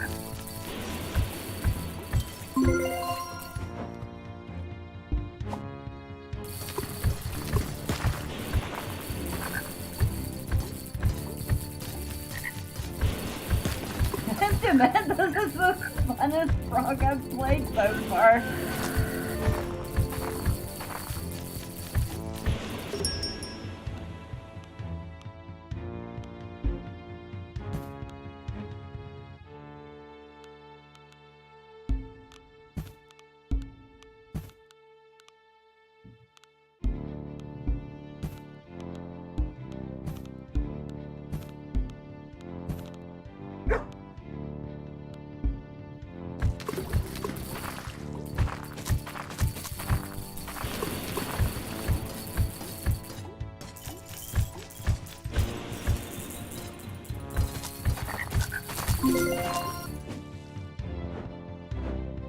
Crit chance? Hey, I'll take it. At this point, I'll take anything that will potentially boost my damage.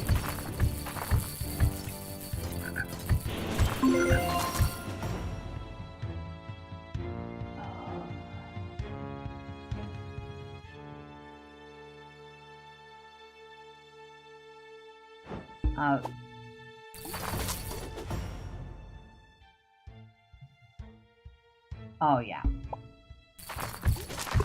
Big damage.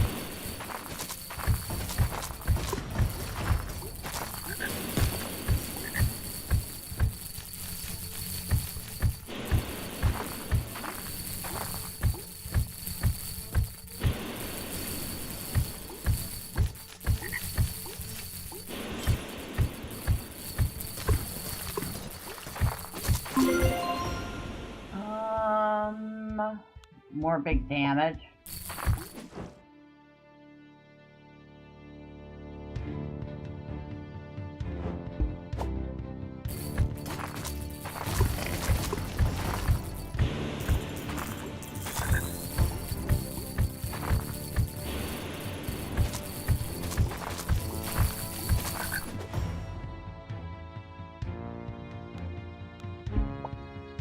Just damage.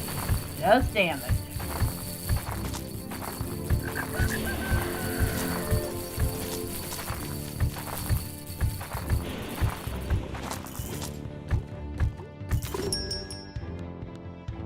Okay, watering, I will take that. I'll take every seed I can get my hand on. Thank you, dog. Have a Good day.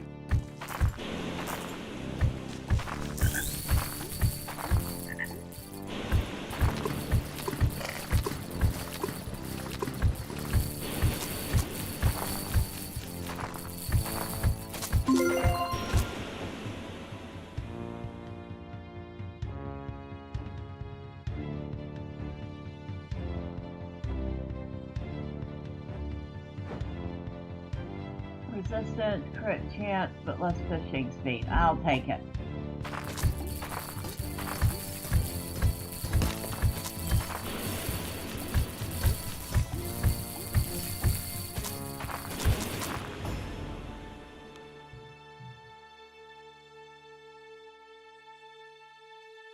What? Really? Ooh. I'm gonna go with that tidal wave.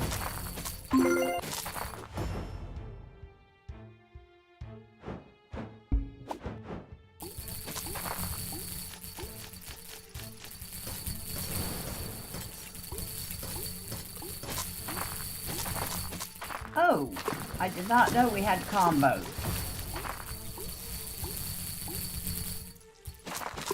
Okay, this is quite useful.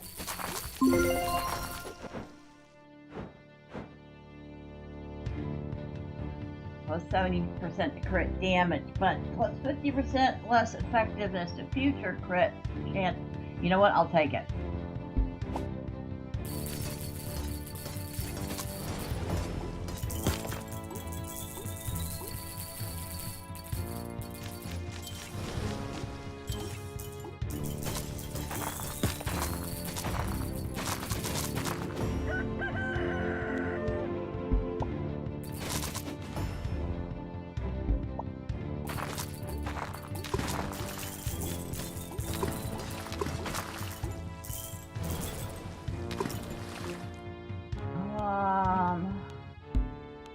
Yo-yo.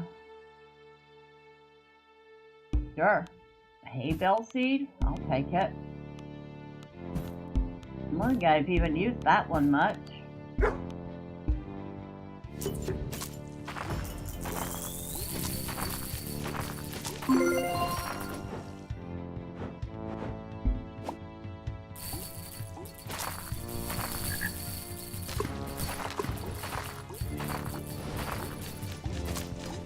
Oh, we finally got one of the bosses.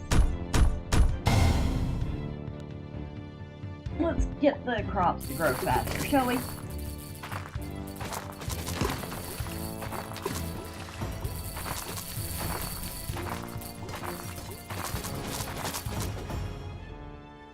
Damage.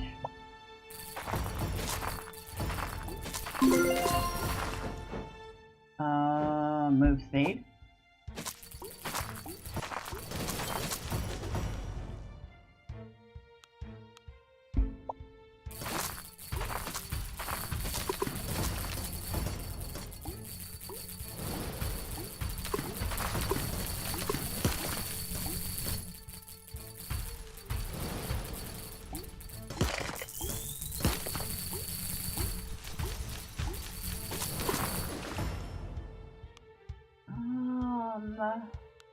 Damage. Just damage.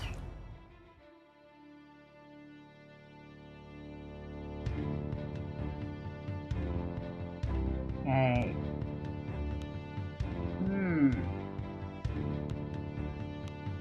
Yeah. Damage.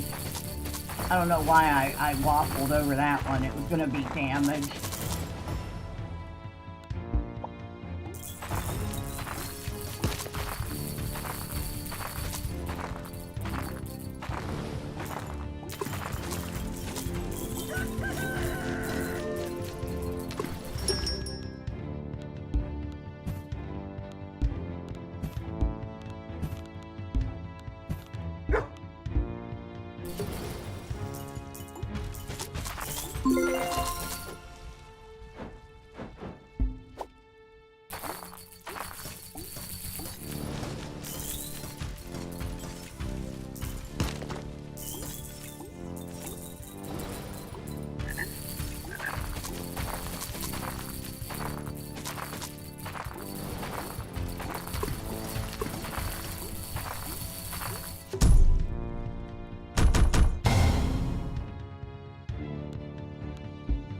You know, with a skill like Tidal Wave, you shouldn't even have to worry about watering crops anymore.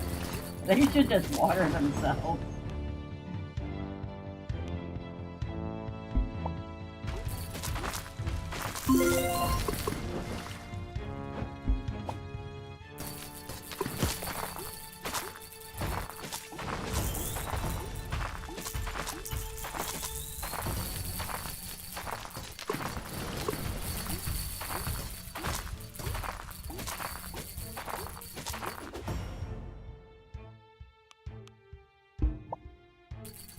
Alright, so that's another maxed out skill.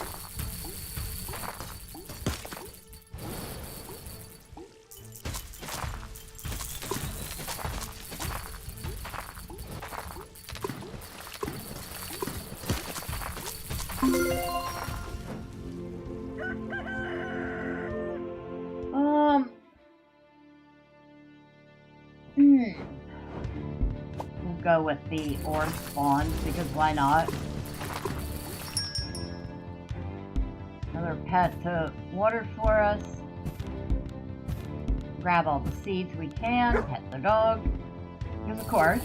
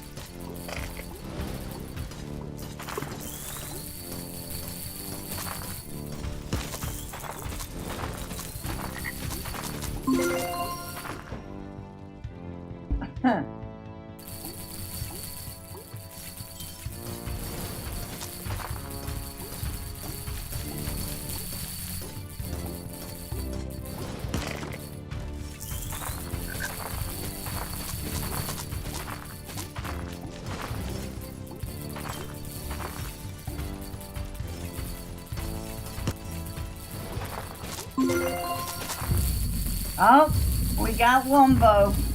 Wow. I did not think we were going to survive this one. And we have one to run with Potato. Dang. His damage was negative 9,974% by the end. Holy smokes.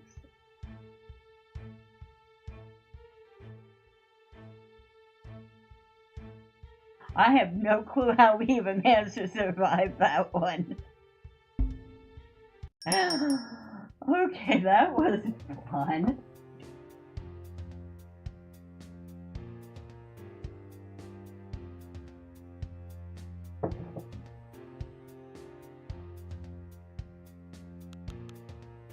Alright, let's see.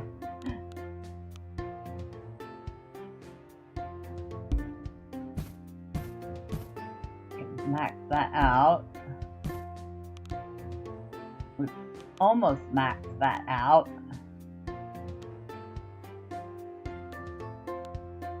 We're almost done maxing out the skill tree. Holy smokes. I don't know if I'm gonna be using that one much. That was, oh, and it had 100% a negative effect. So getting all the damage modifiers didn't help one bit. I should have paid more attention to that.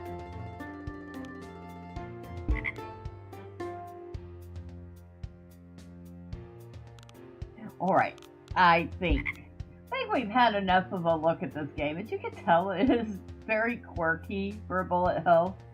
It is a lot of fun.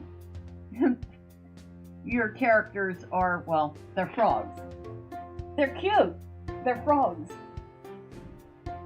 And the skills that you get kind of match the farming aesthetic and the frog aesthetic. So it's a great little game. Let's go ahead and leave out. We'll go take a look at their Steam page. And as you can see, very positive reviews. 94% of 776 users reviewed this game positively. Over the past 30 days, there have been 10 new reviews. 100% of those have been positive. It came out March 18th of 2024. It is $6.50 on Steam. And it says, mow down countless crops and corrupt critters while crafting game-breaking builds. Pesticide Not Required is an action roguelike bullet heaven game with farming sim elements that offer a myriad of stats and special character traits to create wildly diverse run possibilities. They did a pretty good job with this game, I have to admit. And they didn't overprice it. It's got quick 20-minute play sessions, customizable home interior and backyard garden area, season-themed map variations with 16 difficulty levels,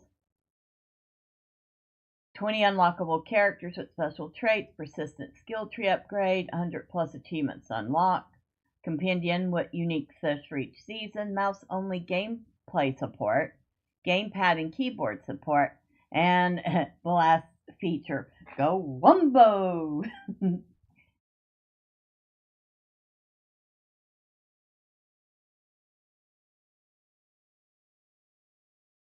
And I like it says frog survivors, literally. It's got everything. Mining, fishing, farming, and tons of upgrades. The graphics are super cute. The enemies don't have those distracting outlines, and the leveling system feels really balanced. What I love most is that all your stuff is stored in a cozy little house instead of just a plain menu. It makes the whole game feel so much more alive. My favorite game when I want to turn my brain off. That's actually a pretty good review. We're going to upvote it. Great arena survival game with quite a bit of replayability. The amount of characters that are different is very nice. There's multiple levels of challenge. Would highly recommend if you're into arena survival games. Wow, you have more games than I do. You have 2,650 games. Dude. Okay, here's one. This is fair. It says Pesticide Not Required is painfully easy but very satisfying. If you want a challenge, this is not what you're looking for. If you want to be super overpowered and want to kill everything on the screen, this is your game. I can't argue with that. But then I can say that about Soulstone Survivors sometimes. Alright, so while I was checking out the Steam page for this before the stream, I noticed that there is a sale event called Flash Game Vibes. So we're going to take a look at that next. And it says Flash Game Vibes 2026 event is a celebration of 2D arcade, action, strategy, puzzle, and simulation games with Flash Game vibes. You know, that 2000s browser game aesthetic. Here's a collection of games with simple, cartoony, cute, stylized art. Now, to be fair, in the year 2000, I was almost 30.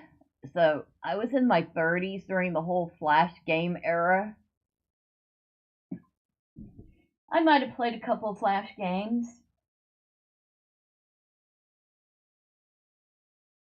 Particularly on Newgrounds.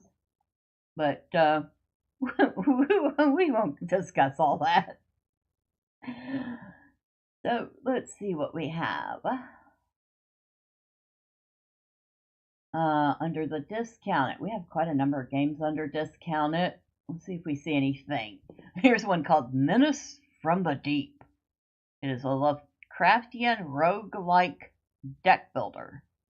I'm not really into deck builders.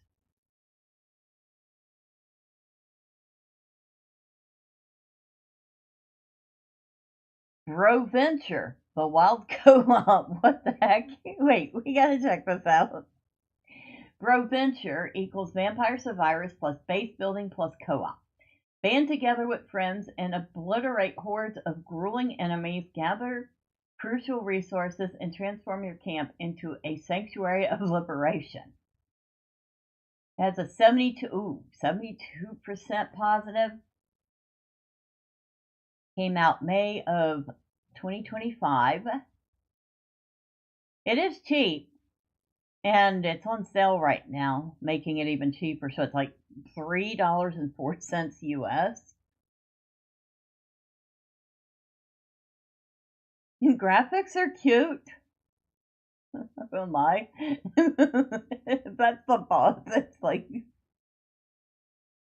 think I'm cute.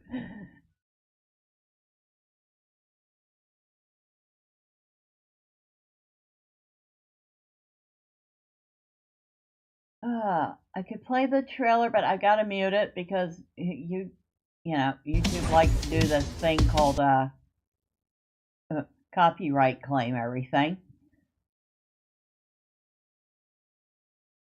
Okay, the graphics are really cute. I like this. At least I like the looks of it. It almost has a very brighter. It's almost like a brighter Don't Starve.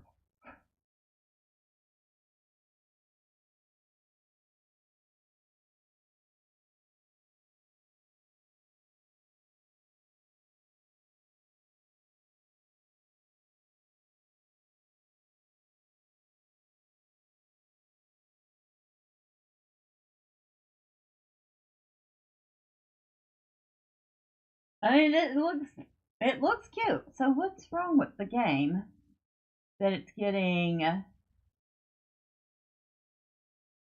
All right, here's a negative. Yet another Vampire Survivors horde auto shooter survival roguelite style game. I've definitely played worse, but this one's clearly not polished like a finished game, and it looks like no more updates will be made for it. The online co-op also has weird connection-related issues.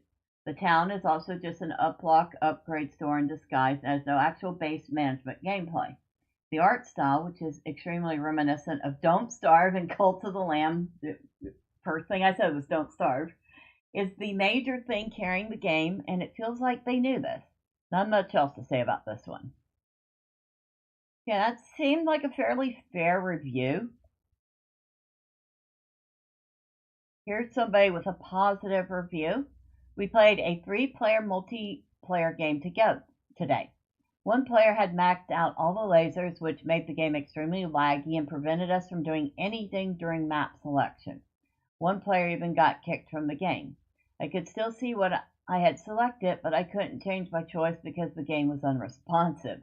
Spamming the A button allowed us to continue playing, but after defeating the final boss, my city wouldn't load. The game could only be closed using the key manager. The game desperately needs a stability update. I don't understand the end of the program achievement. I played a run and had the rift ability. The boss was standing right in the middle of the ability lava, and when he died, I didn't get the achievement. Also, I don't understand the end space. They will hear you scream after all achievement. I destroyed a lot of eggs that look like stones before the enemies could hatch, and so far I haven't received the achievement. Alright, so co-op was buggy, achievements are buggy, but they still recommended the game. So as cute as it is, it might not be the ideal option. It's cheap though, so there is that. What's this one? Omelet you cook. What? Cozy chaotic cooking roguelike. Assemble omelets for quirky students using ingredients from a conveyor belt. Discover wacky combinations to satisfy the ever-demanding principal clucker. What the heck did I just read? Okay. I'm not really sold on the graphics. They're not horrible. They're decent pixel art graphics, but not fantastic. Why do we have a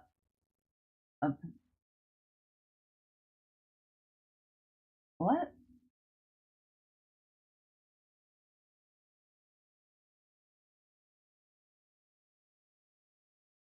What the heck? Wait, okay.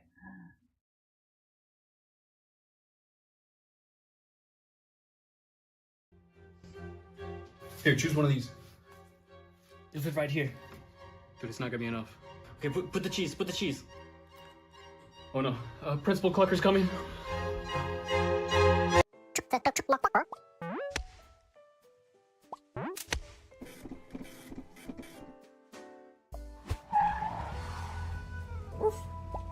Okay.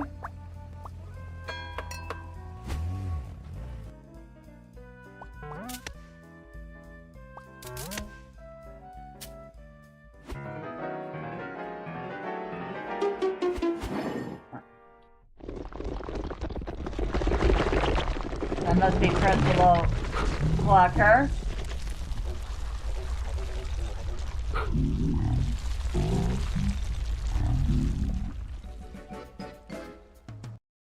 Okay, whatever. I mean, it looks like it's kind of cute. It came out February. Well, actually, it came out yesterday. No way. It's got 97% positive. It's on sale right now for $9.89, usually $14.99 US.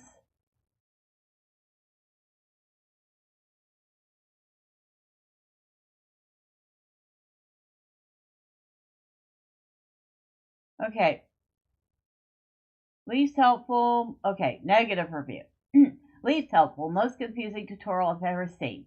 As someone who has played a ton of Balatro / Slay the Spire type games, I found myself not knowing what a mechanic would do or how it might interact with other items. Not worth the frustration. The developer replied, "Hey, thank you for the feedback. We're always trying to improve the new player experience when it fails, so I would very much appreciate if you wanted to take the time to explain which specific parts felt confusing. Is it how individual ingredients score, how scoring works in general, the dispense system, something in the shop? Any extra info you provide would be super helpful for us. Sorry the game failed to click with you, and thank you for taking the time to give us feedback." Actually, a very professional response from the developer. That's a point in their favor right there.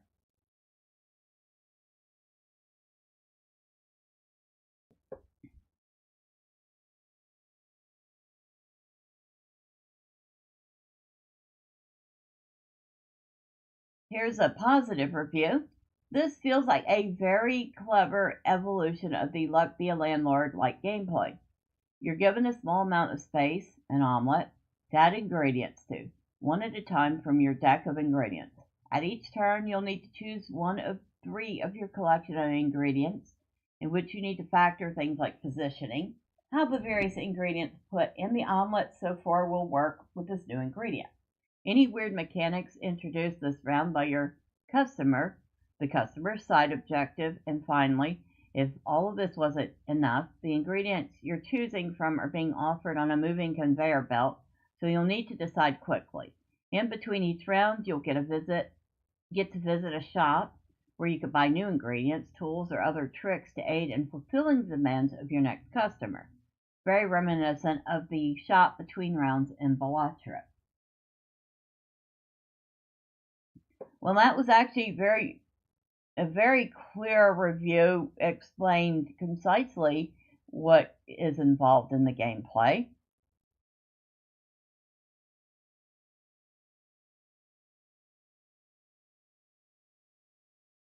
Not sure.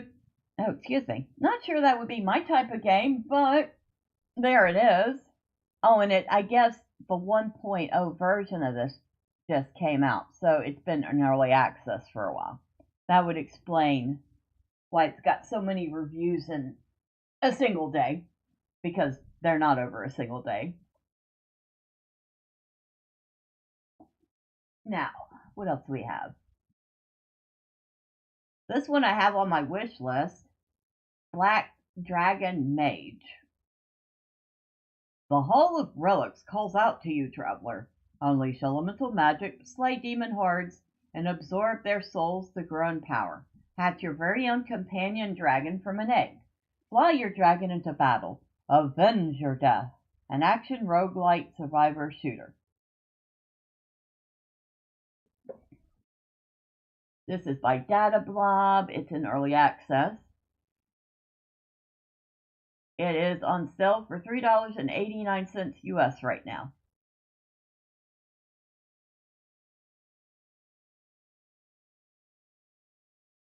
So obviously we have the sound muted, but we can see the gameplay. We'll turn it up for a second. Okay. Kind of epic sounding music and sounds. I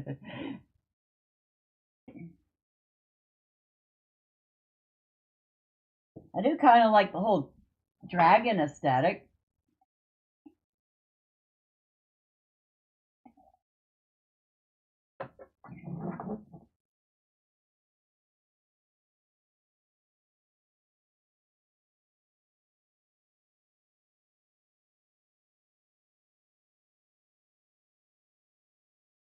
Cute. Very cute.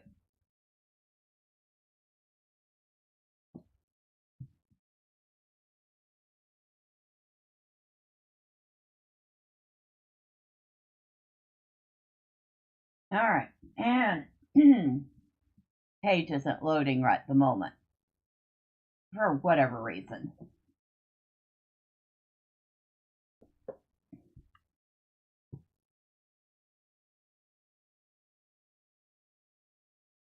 Yeah.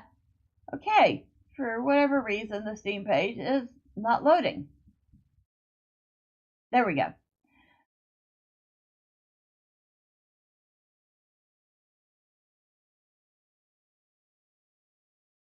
Of course, Luck Be a Landlord is in here, which wasn't really, I looked at it, wasn't really my type of game, but it does have very positive reviews. Umagame, or Umagame. Embody a water spirit and fight through a corrupted world in this action co-op roguelite for 1 to 2 players. Take on hordes of enemies and terrifying bosses, summon guardians, and become stronger with every run. Let's see what this looks like. Pretty. It does have very pretty looking graphics. Umagame. I'm assuming it's Umagame.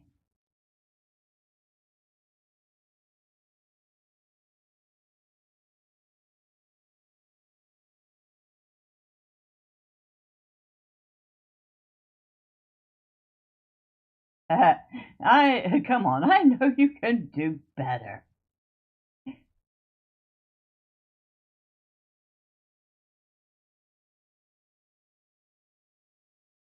Excuse me, cat, what are you doing?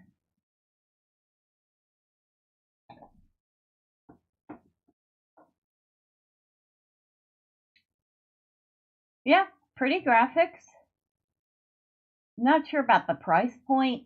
It's a little expensive.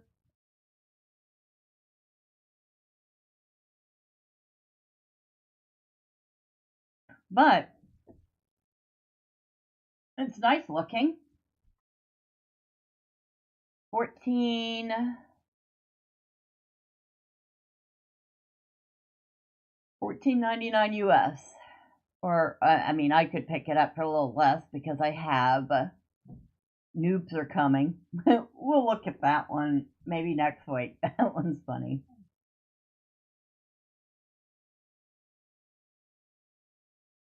Okay, Not bad looking.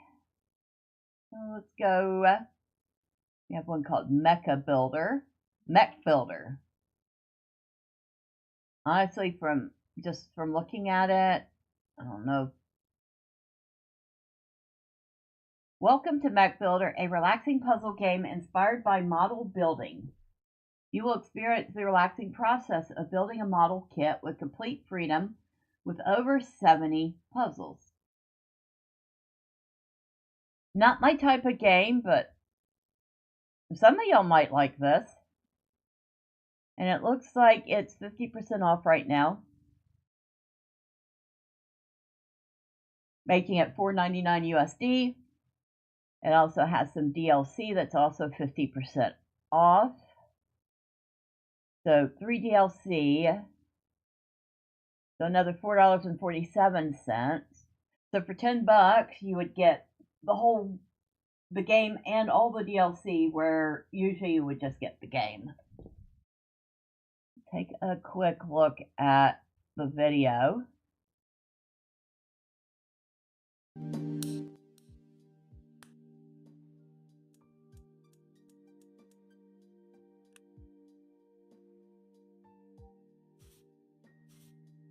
Oh, it looks like you can even color the mechs you're building.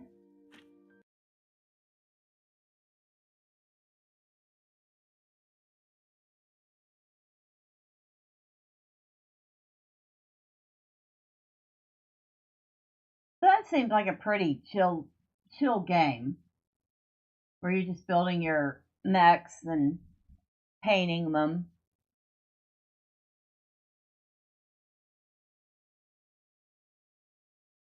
Like I said, not really my type of game, but some of y'all might like it.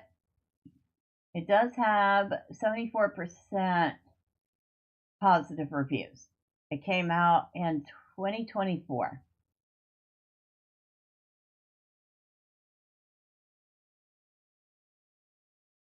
What else do we have? Croco Loco. What the heck? Creature Collector, Idler, never mind. It's an Idler game.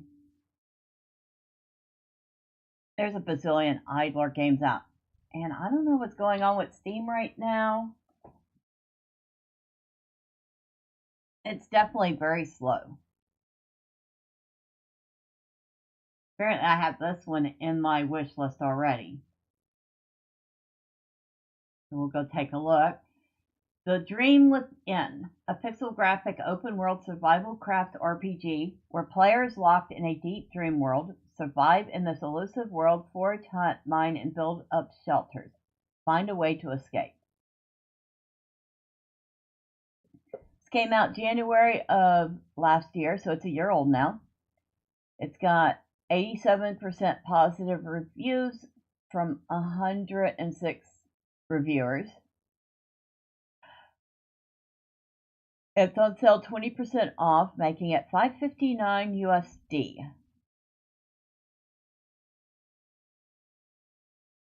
And we got cute pixel graphics.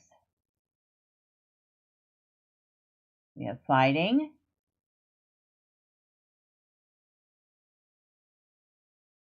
We have farming,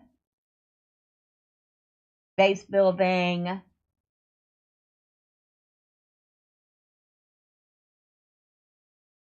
mining,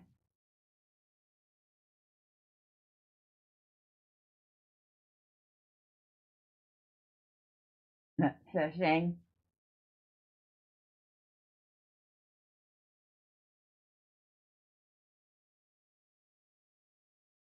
You mentioned the farming already.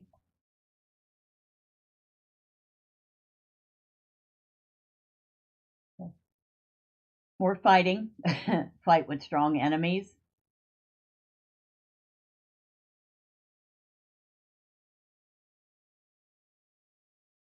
Search for valuable. Okay.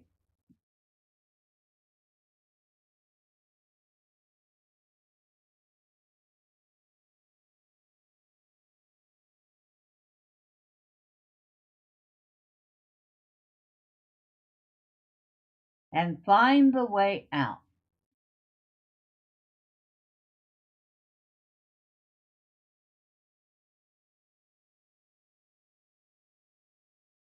That looks cute.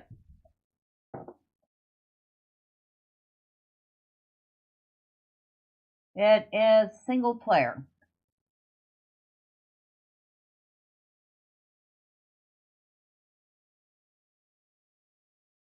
Hex Cats. And that's a puzzle game. That's clearly a puzzle game. Twist and move hex pieces to connect yarn threads for playful felines. A charming twist on the classic hex pipe puzzle.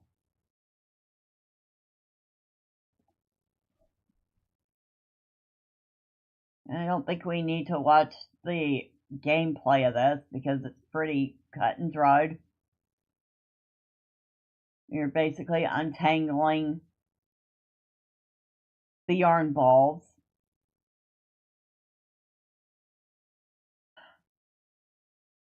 It's rather cute. It's also very cheap, $1.59 USD right now.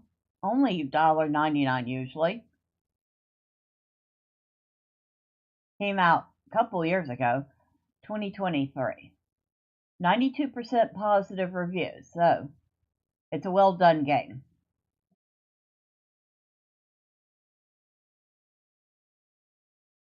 I have this one on my wish list. It's called Glyphica, Typing Survival. So it's literally a survival game where your words per minute is your weapon. Weaponize your WPM. Bullethell Typing Survival is a single-player roguelike horde survival type game that lets you mow down hordes of enemies in a minimalistic arena using your finger dexterity, your choice of weapon loadout, and sheer determination. It has 90% positive reviews. Came out 2024. Is currently $6.99. Usually $9.99. Kind of surprised, seems like a little pricey for this type of game.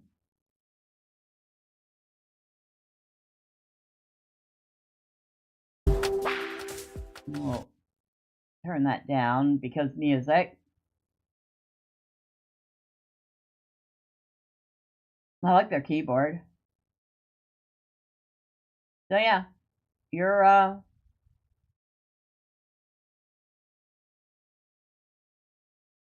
this would be a good way to teach someone typing. Instead of just, your boring old typing lessons, you could play this. It would make it a lot of fun.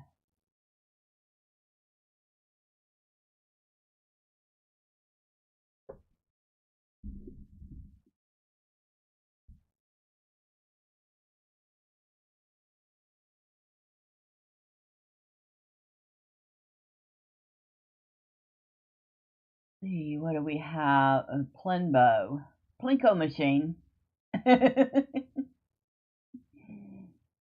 heck is this? Nanomon virtual pet. All right, we have to take a look.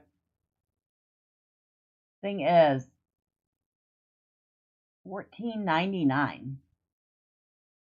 The heck? Nanomon are bite-sized virtual pets for the corner of your screen. Raise over 25 unique monsters and explore their cyber world. Feed them, train them, or chill with them. By your side, Nanomon evolve, learn new abilities, and venture further into the nanoscape. What kind of monster will you raise? Okay, for that price, I would be expecting more than a game that sits, a toy that sits at the corner of your screen. Just saying. It does have 105 reviews, so at least 105 people bought it. 89% positive. Came out in 2025.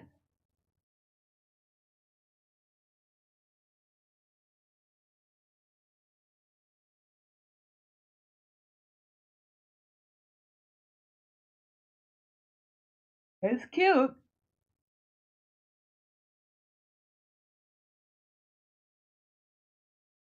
And it looks like we have a flying cat. Okay, that one's weird. That's even weirder.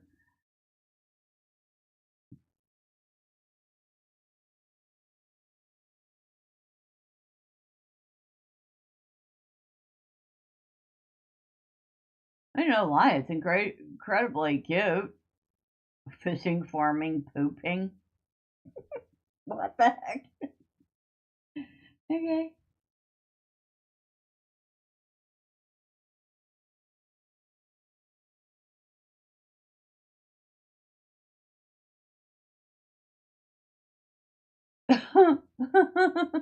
Okay, so you pet the animal until it. Oh, never mind. It's cute. I'm just not certain it's $15 cute, but it's cute. Okay, here's a negative review. Great game. I love the gameplay loop design and it feels smooth and well made. As many others mentioned, your pet will die. I prefer them not to die, but I could live past it because I love the game. I've been playing it for one day and it's already dead. I don't want to be playing a new pet every day. Would 100% re-download if pets didn't die or at least lasted longer than a day.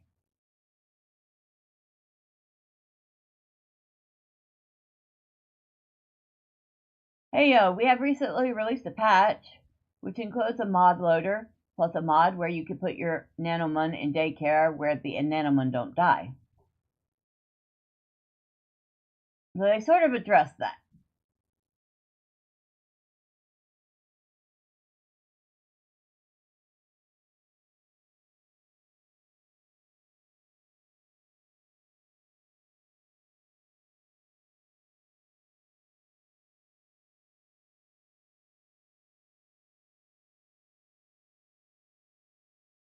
I mean, it's cute, but if your pets are dying that fast and you're having to raise a new one every day or so, I'm not sure it's worth it. I mean, most Tamagotchi pets last at least a couple of weeks before you have to start over.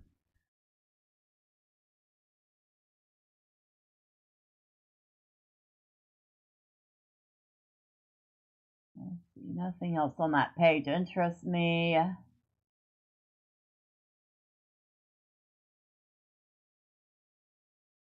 We already saw Black Dragon Mage. Hillside Cozy Cafe Sim.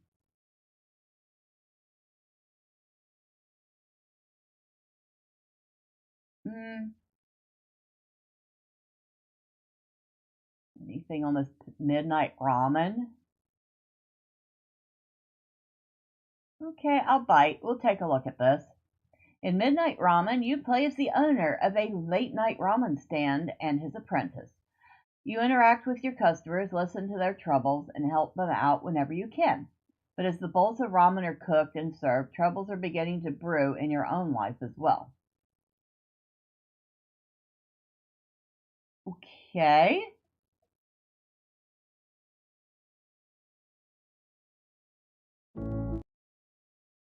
It opens at midnight.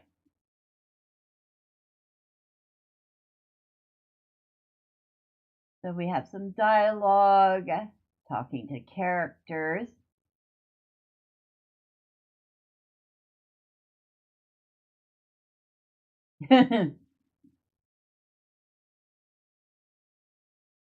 It's cute. It's got a very graphic, interactive graphic novel style.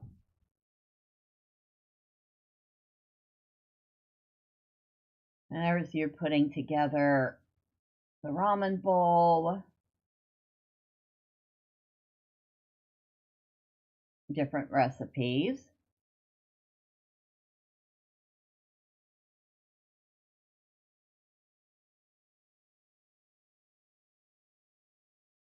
I like the art style.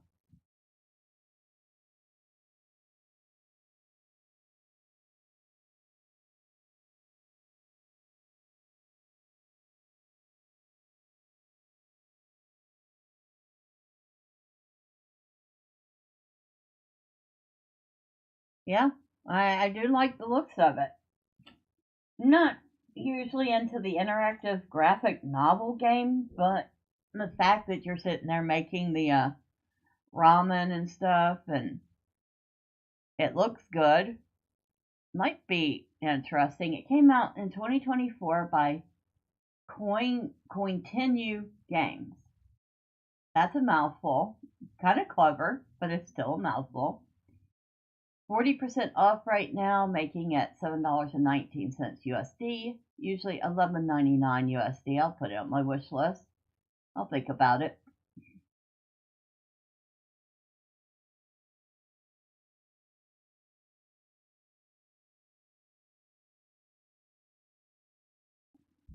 Here's a negative review that says, I like the story of this game, but I can no longer recommend it as I just realized they're using AI in its development as well as its sequel's development. I have ethical objections. Hi there, I'm sorry to hear you're disappointed. I want to clarify the game Midnight Therapy content itself is not AI generated. We only utilize AI assets for some of the promotional descriptions at the bottom of the store page, but the actual game does not contain any AI generated art or writing. Please rest assured. In any case, thank you for accompanying us on the journey of Midnight Ramen. We hope to see you again in the future.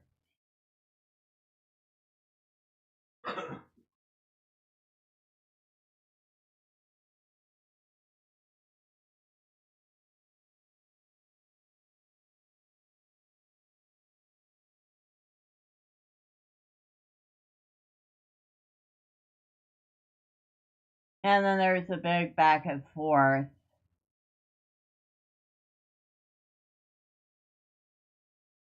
with the developer about it. No, it seems like they have a relatively reasoned stance on AI.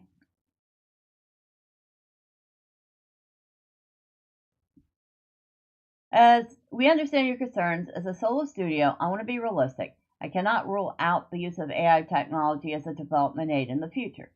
However, there's a clear distinction between AI-generated content and AI-assisted tools, such as refining code or making minor adjustments to human-made assets to improve efficiency. What we can promise is total transparency. Upon the game's release, all AI-related usage will be accurately and truthfully disclosed in the store's description. If you find this approach inconsistent with your ethical standards, we completely respect your decision to withhold support. Thank you for your honesty and for following our journey. And of course, somebody replied, and I'm guessing they're not a developer, you can. It just takes longer in commitment or saving longer to hire contracted art support. I'm disappointed in your stance and sad your game is in a charity bundle where, unless the others are lying, none of the rest have used Gen AI in their products. Only solace is that proceeds go to charity and not the dev that uses AI. Kudos for transparency, but it's like saying I only used a little bit of the plagiarism.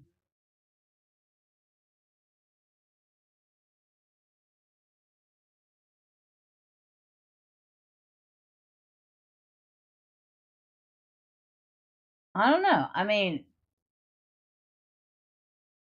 I'm not sitting there going, developers shouldn't use AI at all because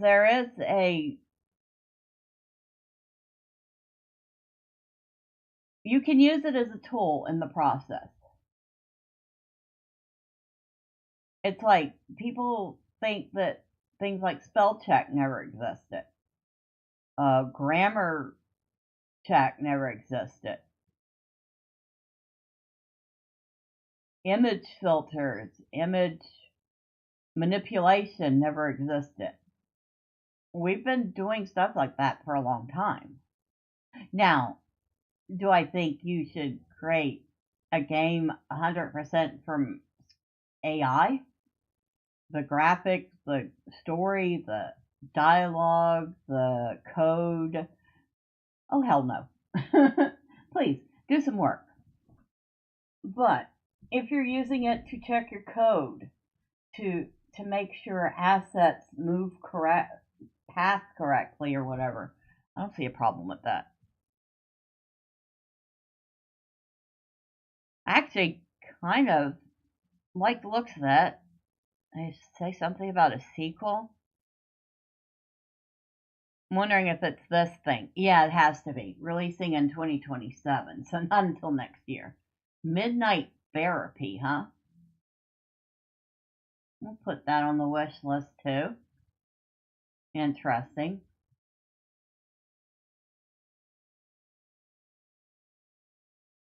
Apparently there's another game called Deadline Savior that's got a demo. Idle RPG adventure based on the Pomodoro technique. Complete focused work sessions to advance your character's exploration. To reclaim the goddess's hourglass and restore peace, the hero must defeat the evil dragon Procrastination and its minions. The world's fate is in your hands. Okay, incredibly cute sounding. We'll add the demo to our library. We'll add it to the wish list. We'll take a look at it. I'll take a look at it. Y'all don't need to see me playing with a Pomodoro. That's cute. Alright, so I actually did like the looks of that Midnight Ramen.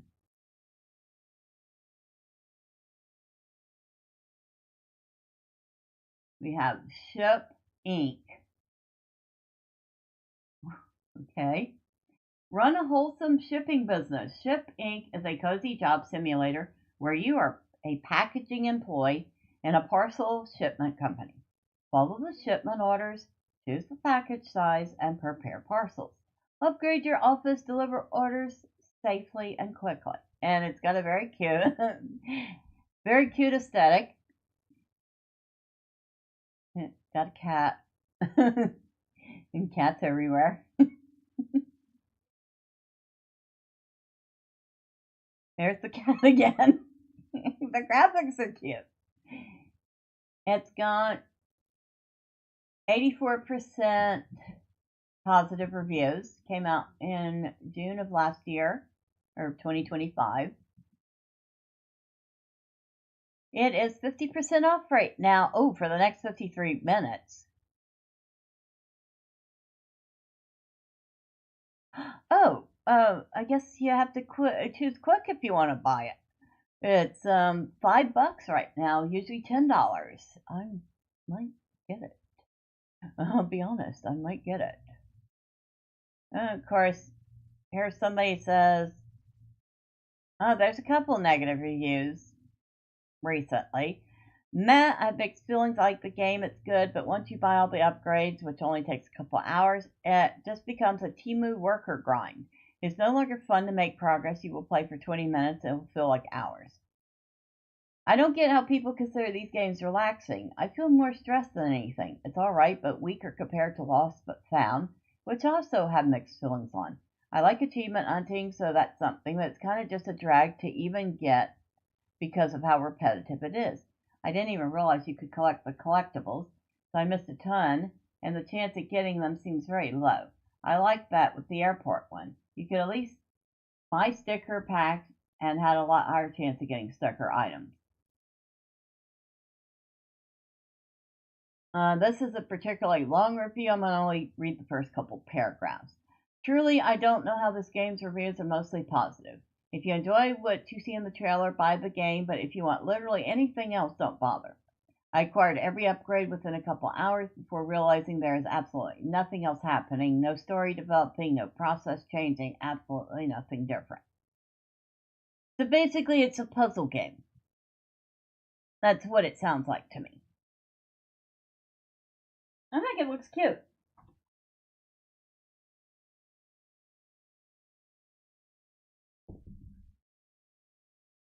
Like I said, it's only on sale 50% off for the next 50 minutes.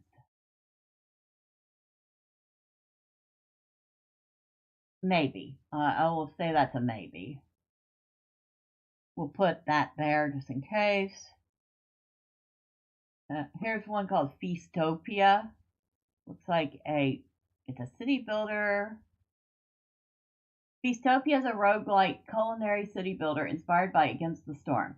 Forge a pact with an adorable deity and build a thriving foodie metropolis in a bountiful land. With randomized maps and events, unlock hundreds of wondrous abilities, experience a unique adventure every time you play. Okay, this looks stinking adorable. I am absolutely putting this on my wish list.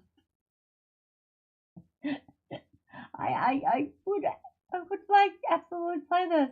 It's got 133 reviews, 80% positive. Release date was just on the 29th. So just recently.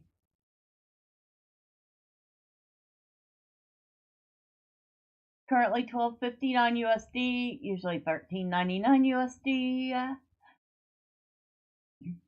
Future update plans: endless challenge, terrain wonders, decorative buildings, and more delicacies. I like this one. I absolutely. But wow, the last 4 reviews were negative.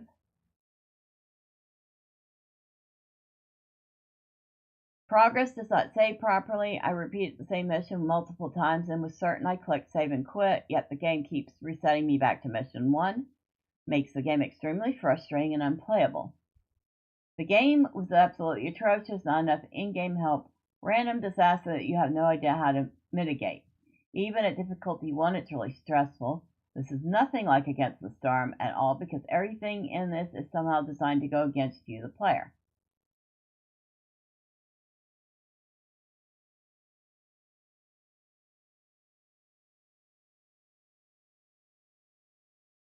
Starting out at level 1, but I'm currently 21 hours in, and I'm still stuck on difficulty level 4.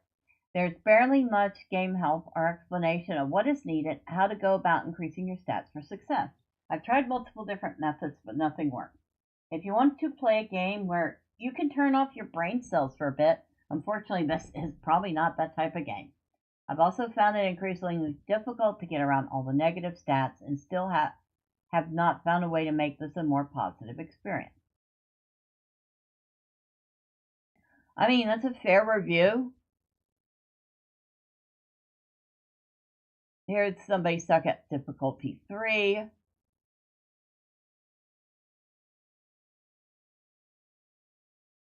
And they've tried many strategies. So it's very much I remember Against the Storm. I have to get back to that game.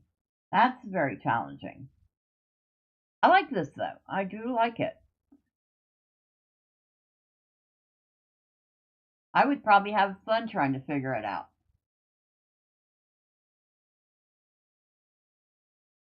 Here's something called Twilight Monk, a Metroidvania side-scroller.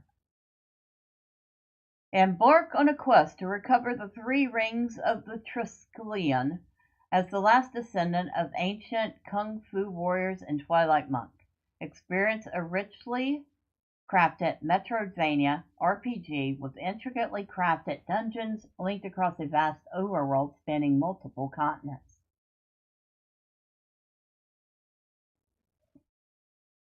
Alright, we'll look at some footage here.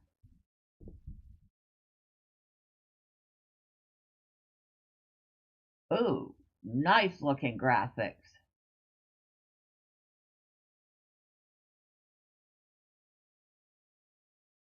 Actually looks incredibly fun.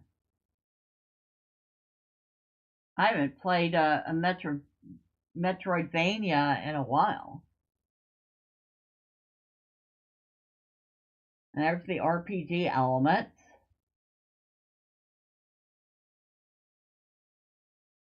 I think my favorite was Castlevania 4 to be specific.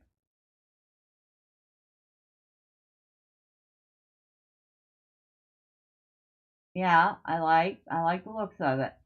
I really do.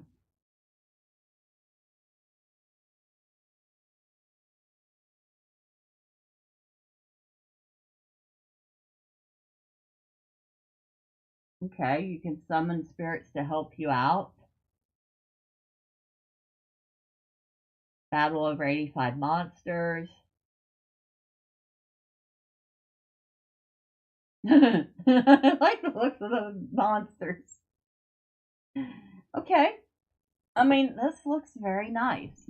It's on the Switch and on Steam. Mostly positive, 74% positive. It is $20. So it's not cheap. We'll put it on the wish list.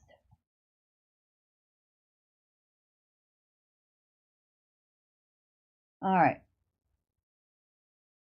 I'm not going to read this whole review. We'll read the conclusion. Twilight Monk is an odd game. It has fantastic presentation and generally competent gameplay, but it utterly fails to inspire and capture attention past the mid-game, due to how simplistic everything is underneath the hood. Then you have absolutely amateurish design decisions such as unskippable cutscenes paired with lack of healing, sparse save points, and lose your progress style save system mixed together to artificially inflate difficulty.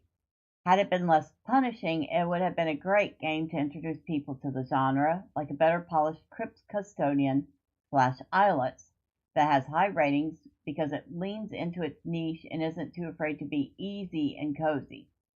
I have Crypt Custodian, I have to play that. At this point, this game targets a demographic that has a very specific needs and proceeds to half-ass them entirely. All in all, it feels like somebody's first time putting a game together, albeit with incredibly great art. It feels like a game that deserves another year of development, with more complex bosses, abilities, and better user experience designs. I would put it in the B+ tier for Metroidvania, B due to the weak gameplay elements and design decisions, but A+ for its beautiful art. So while they gave it a negative, they actually didn't generally dislike the game. But under the bad, the save system was a big one for them. Unskippable cutscenes, which, depending on how good the cutscenes are, may or may not be worse. But look, let's be honest, we like to skip cutscenes sometimes. So, not a great choice. Boring combat, simplistic abilities, boss design, no keyboard input rebinding. Yeah, I can see where that's a problem. A likable protagonist. Oh my god. Maybe it's a personal thing, but the main character has room temperature IQ in the same veins as Naruto and Aang. Okay. I'm not sure Naruto had a room temperature IQ, but whatever. The overland map and the map itself. Alright. So, definitely seems to have people that like it, but there are definitely people that have picked it apart. Came out March of last year, so it's almost a year old now. It looks good. I mean, I would probably wait for it to go on sale for 50% off, but nice looking game.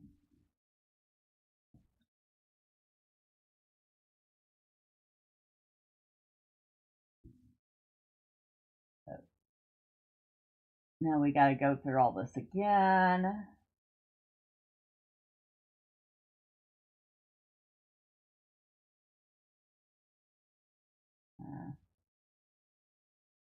Nothing on that page.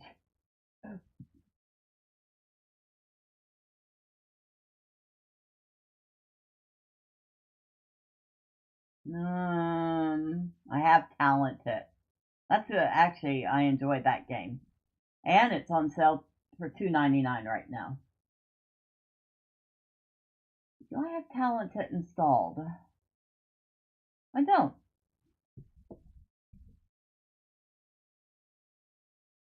We'll fix that. There. Alright. And it's a very small game. It's a very small game. It took only that long to install it. Slay waves of spooky enemies for 20 nights to survive the demonic conveyor belt. Talented is an arcade roguelite with randomly generated skill trees. Choose your upgrades and abilities wisely, and you might just make it out alive. Are you truly talented?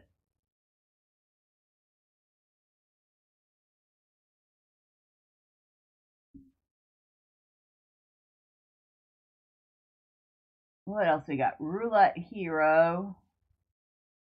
Not really my style of game. The heck? Methods, the Canada Files. Doesn't really look like my type of game, and especially not at 18 bucks. Hand of Hexes. What the heck? The graphics are interesting. Play cards to cast spells that control enemy hordes and use your deck to build deadly mazes of towers with funky attack patterns. Alright, we'll look at the gameplay on this. The graphics are cute. They're very reminiscent of some sketchy hand-drawn graphics.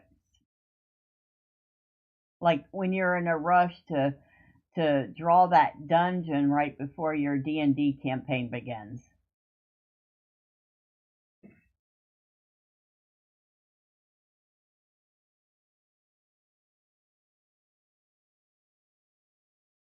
I like the puppet theater style of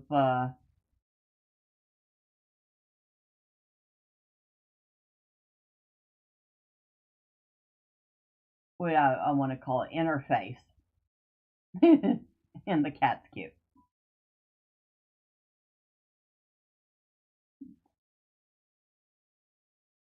It's $11.99 USD usually. Right now it's 10% off, making it $10.79. It only has 4 user reviews so far,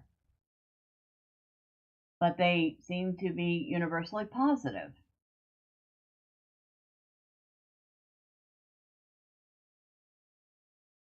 I mean, not usually my type of game. I do like the graphics though.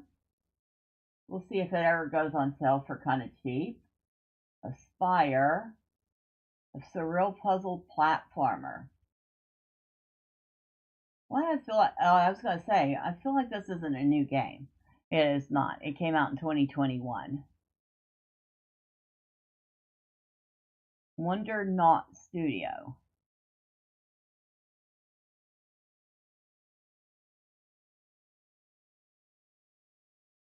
I swear this looks like another game I've seen before.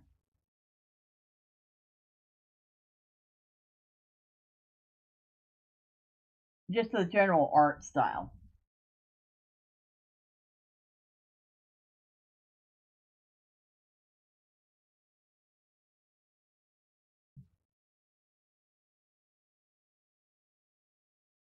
I'll think of it at some point.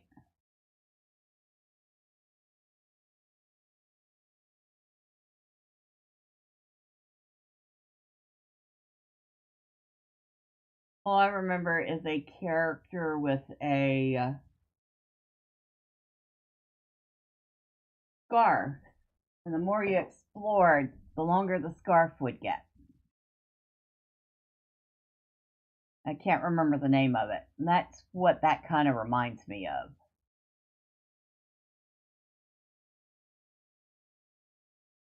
Pretty.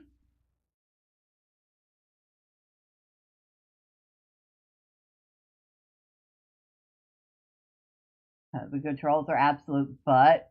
Okay.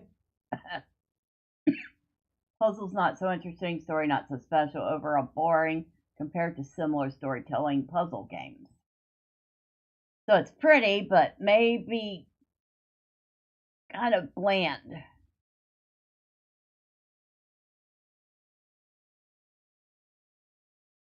Too bad, because I really did like the art style on that. Refarm.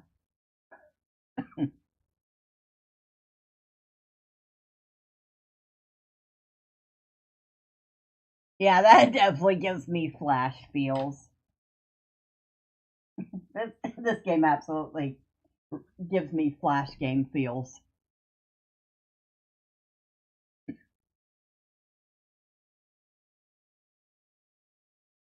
It's cute. Okay. It's also incredibly cheap. $2.99 for it.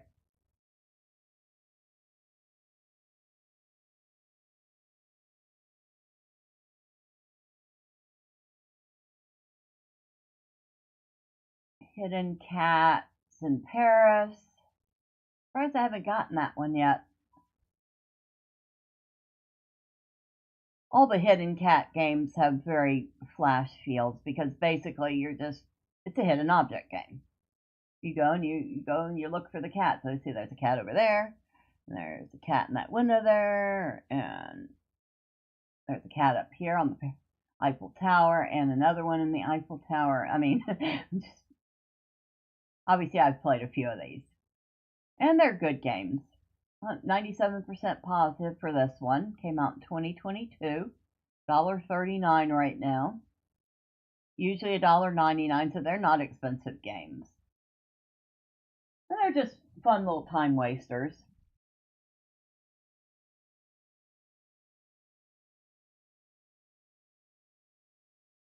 So, what else do we have? Gaia Beyond, a science fiction space simulator. Huh? Gotta look. Gaia Beyond is a handcrafted 2D action RPG, an exploration mix built around the core features fighting, mining, and trading. Your decisions are footprints within a vast non-linear solar system. Forge alliances among numerous factions and develop relations with hundreds of NPCs. It's by developer Warp Turtle. It came out in 2020.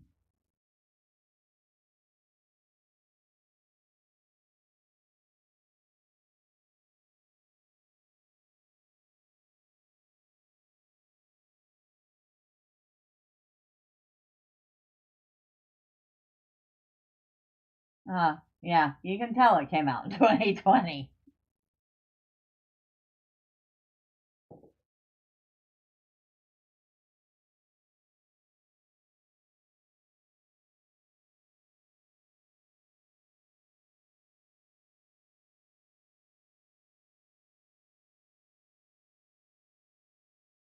I mean, it's kind of interesting concept, especially with the ships. That part I do like. It kind of gives me not Space Invader, Asteroids vibes.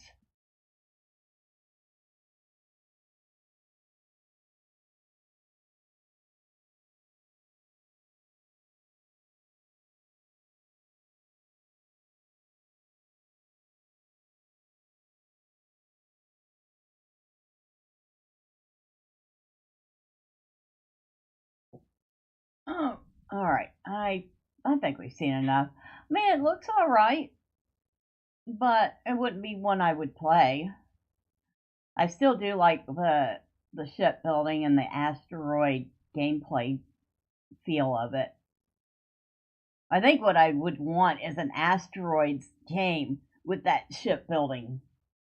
Forget everything, strip everything else out. Give me asteroids with shipbuilding. That I would like.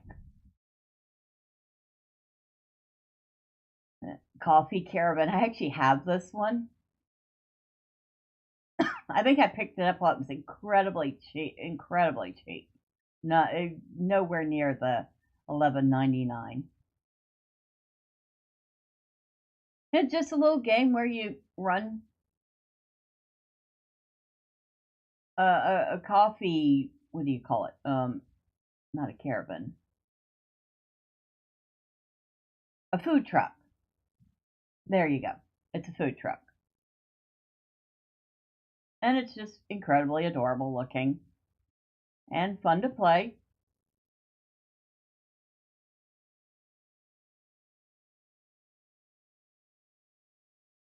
I think they've actually might have improved it since last time I played it too. Ooh, I might have to play it again. Ooh. Yeah, I feel like it's improved since the last time I played it.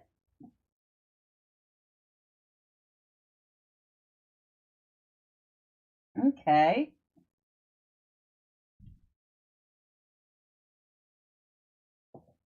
All right. So, cute game.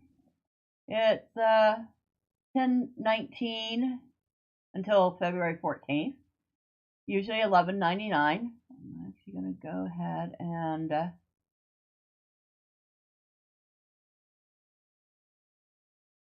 install it or reinstall it. I want to see what they've improved. Yeah, Healer's Quest is another one I have. It's a comedic RPG type game. Healer's Quest is a comedy RPG where you play as the most underappreciated party member in any fantasy realm, the healer. As per usual, your teammates are a band of inept jerks.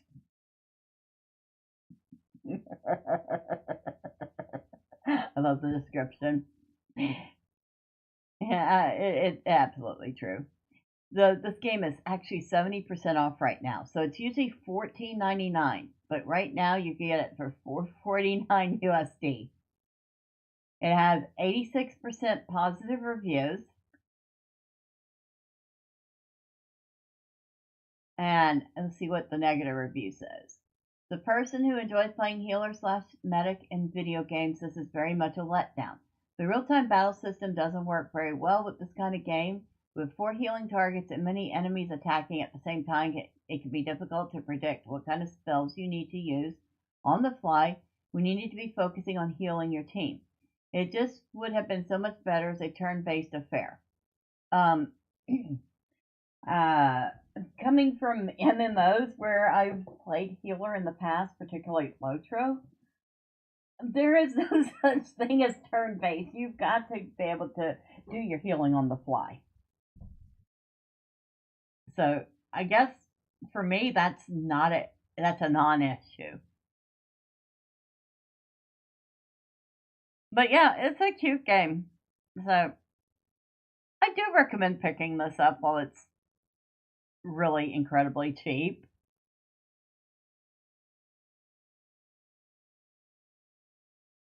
Maybe we'll even play it in the future so I can show y'all what it looks like. Of course, by then you'll probably have missed the sell.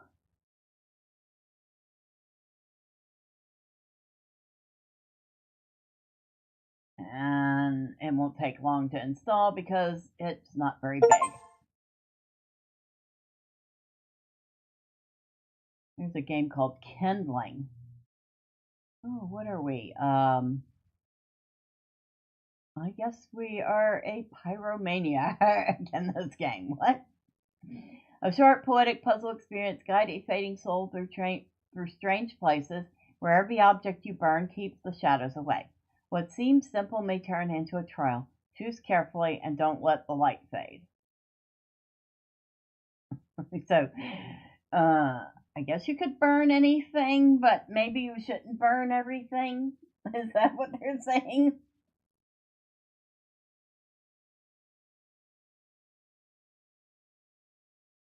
Step by step, the choices weigh. The smallest move may shift the day. Burn the branches, light the flame. Darkness hunts and knows her name.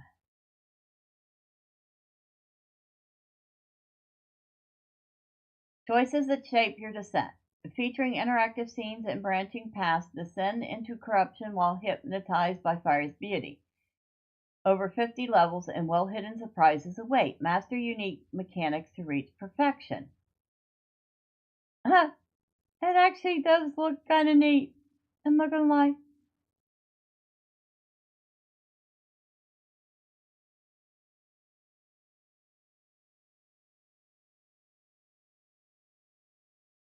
And it's typically $5.99 USD.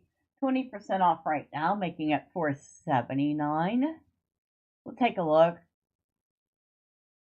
2 sticks make a fire. Want to try it?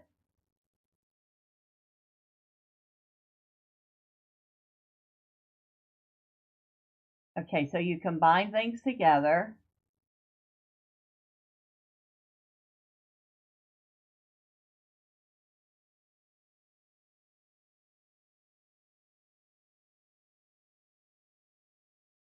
So it's a puzzle game where you have to figure out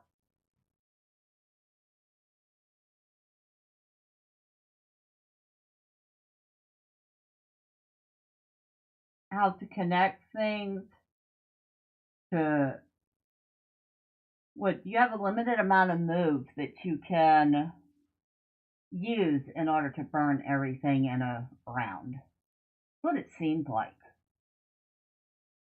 It came out in December 2025. It only has 19 reviews, but they're all positive. Interesting.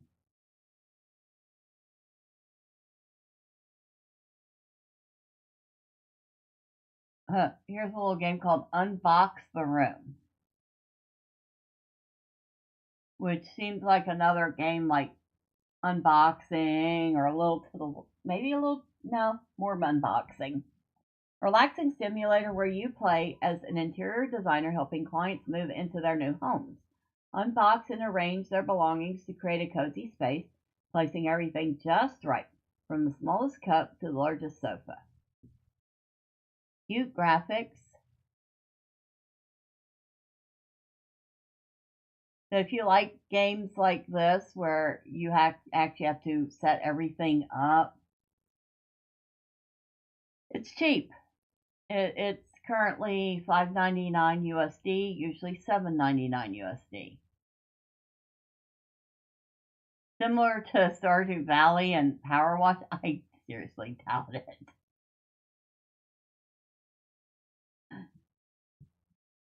Oh, and I have this game, Chonkers. We're basically a cozy and relaxing idle game. You adopt cats, watch them grow, find them families.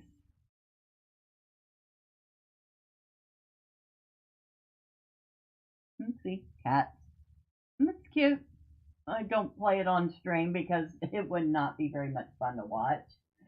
But it's cute. And it is $3.74 USD right now. Usually $4.99 USD. So if you just want something that live on your screen while you do other stuff, it's a good game for it. City Game Studio. What the heck? Okay, we have to look at this one. Manage a game studio from the dawn of the gaming industry in 1976. Your journey starts with small indie titles and grows into a gaming empire. Develop, design, and conquer the industry from humble beginnings to gaming legend. It's your story, your studio, your legacy. 85% positive in the last 30 days, 91% positive overall. It is 52% off for the next 2 days. That ends on February 11th. Makes it $9.59, usually $19.99. We'll put that on the wish list. I already have another game similar to this, but it does look good. So,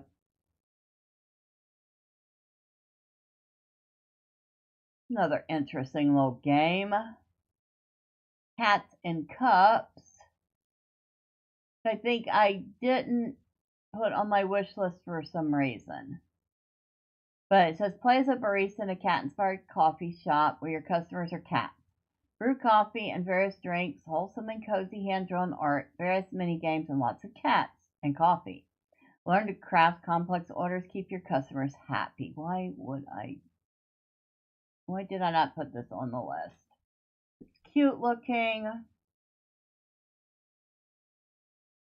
There was a reason I didn't put this on the list. I don't remember what. I mean, it's cute.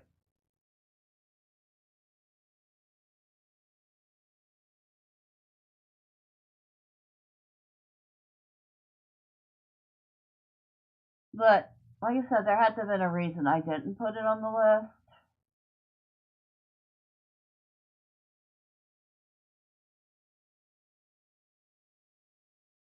Don't know what, though.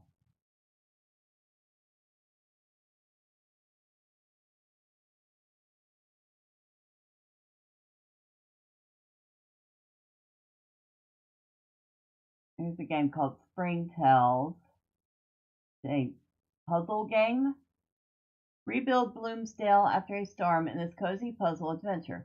Fix broken circuits, organize clutter, and bake treats to save the spring festival.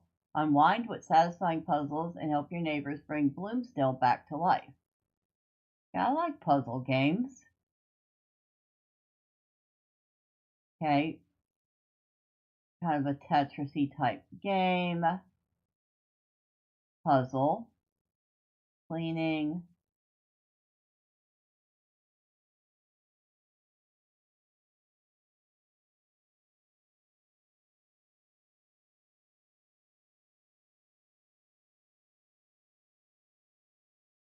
Okay. I have various different types of puzzles.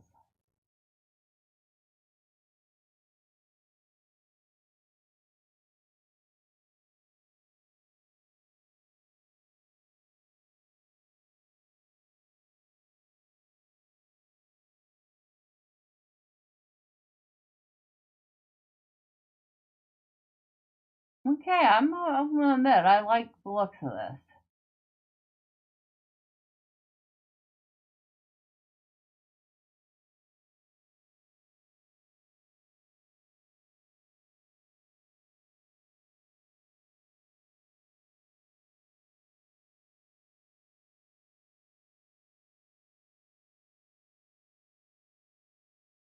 Actually has a nice little variety of puzzles in it. So, oh, good morning, Alan C. How are you? We're just taking a look at some games in this little Steam special event. I'm gonna put this on my list. It is on sale for the next couple of days, 20% off, making it $4.79 USD, usually $5.99 USD. Kind of cute. Like I said, I really like the variety of puzzles in that. You're good so far? Awesome. I'm glad to hear that. Paper Planet. I have that one. Fun little roguelike tower defense game. Carefully stamped. Ooh, that one has some mixed reviews. Craft and sell charming postcards to your customers in a relaxing sandbox full of color and creativity. Carefully Stamped is a cozy job simulator where you are a postcard designer. Take on new orders, craft the cutest mail, write a wholesome note, and collect stamps to send your postcards. Why, we have 68% positive. Not the game.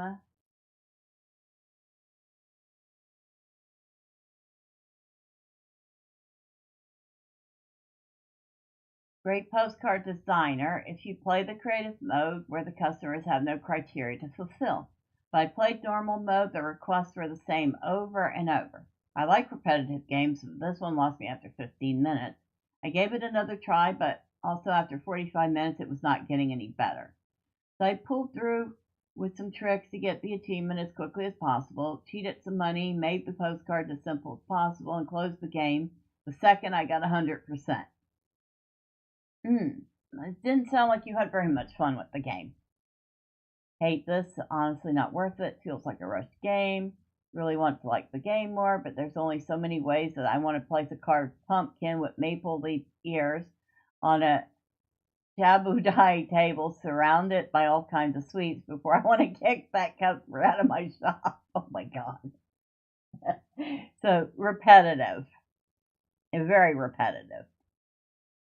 That's too bad. It kind of looked cute. There's a ton in this. This Flash Game Vibes event is really nice. I'm having fun looking for it.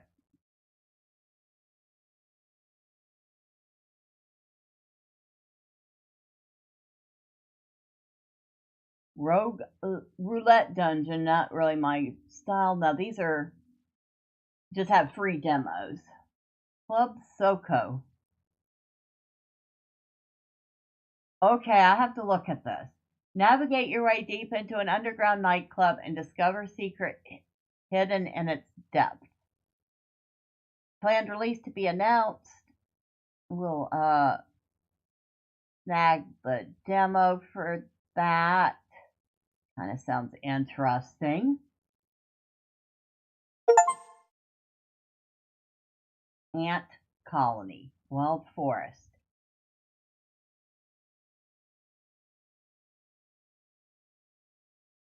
You play as an ant queen growing an ant colony. Ants cannot be controlled directly, but you can spawn needed types of ants, upgrade them, make raids, and most importantly, dig and build a dungeon.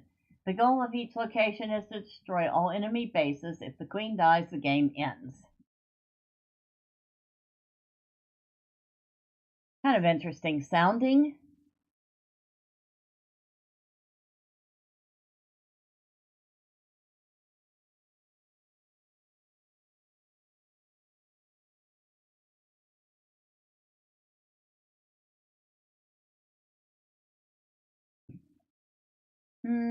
Not really my thing, but it does sound interesting.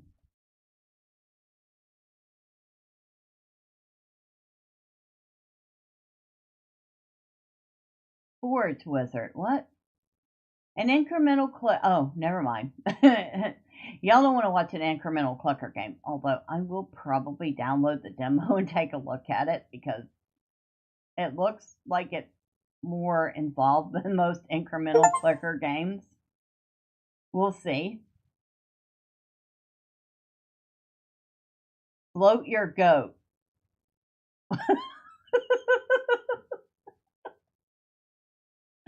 I don't know why that struck me as just incredibly amusing. A wacky physics puzzler where you, sometimes haphazardly, engineer rafts that float a goat and his friends across the seas. Use various materials to keep them dry and sane. It just sounds incredibly funny.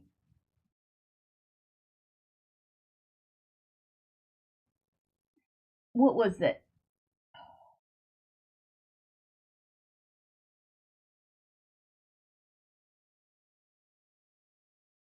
I can see the cover of the game.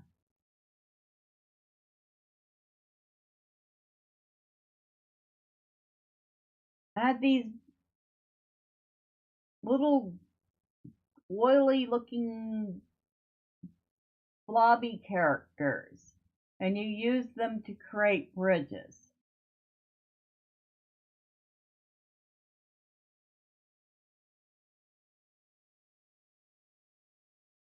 I'll have to look through my games because I'm World of Goo. That's what it reminds me of. World of Goo.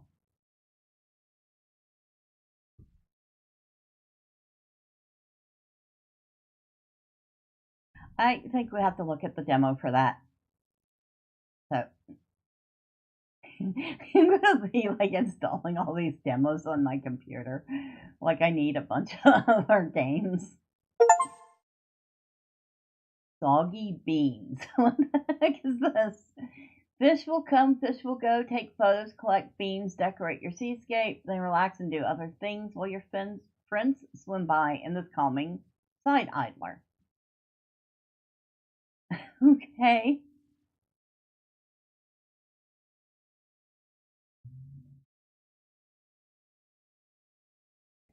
But why beans? Yeah, I'm trying to figure out why beans.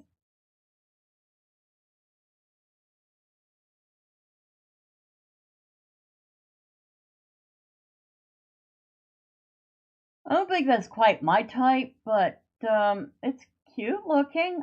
The graphics are definitely cute. It wouldn't keep my attention for long, I'll be honest. Even as cute as it is.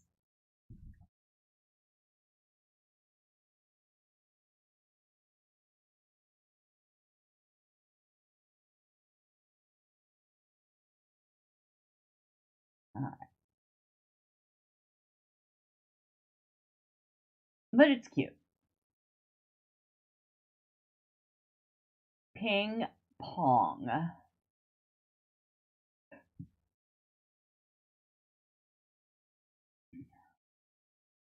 A Bullethell roguelite where pinball meets gambling. Bounce your way through chaos and bet it all to survive. The fuck?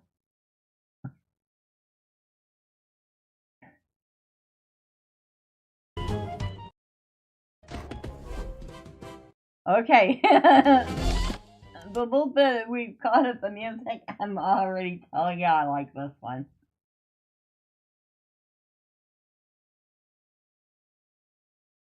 Oh yeah, I really like the looks of this one.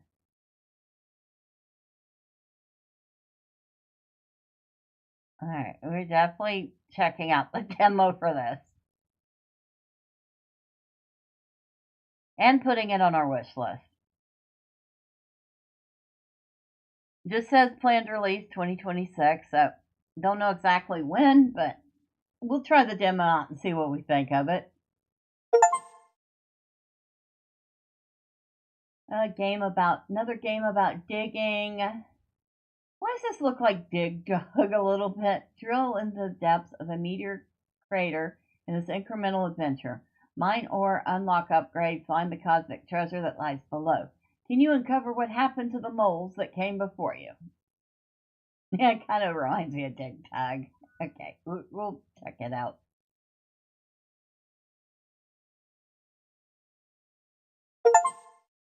Probably not something to play on stream, but something to amuse me for a little while. Room battle. Oh, it's a party battler. Wreck, clean, and claim your victory. Room battle is a 2 to 6 player hilarious party game where you control an adorable vacuum cleaner equipped with sharp objects and balloons. Customize your vacuum cleaner, fight your friends in chaotic battles, and compete in tons of crazy mini games.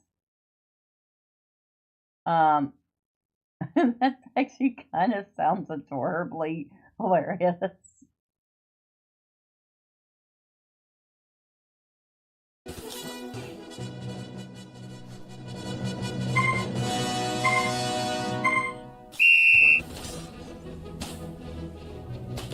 Oh my god, are we serious?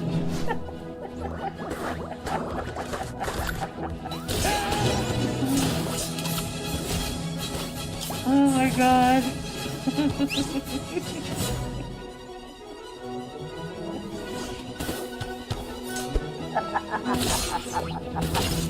Oh my god.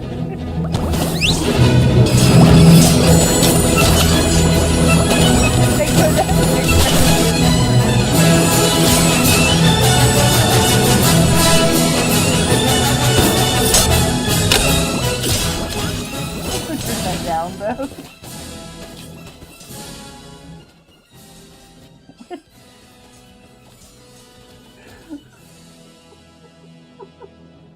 I'm putting this on my wish list, absolutely. Oh my god. Oh, I wonder how much that's gonna cost. Similar to Party Animals. I tried Party Animals, I sucked at it, but this might be better. Okay, that was good. That was good. No. Liftlands, a god game, huh? Oh, you playing god? You're a god needing followers to become the strongest deity. Lift followers and objects to build, expand, fight, convert, or ally with gods. Gather faith for divine power, with strategic depth shaping your civilization's destiny. Okay, we'll look at it.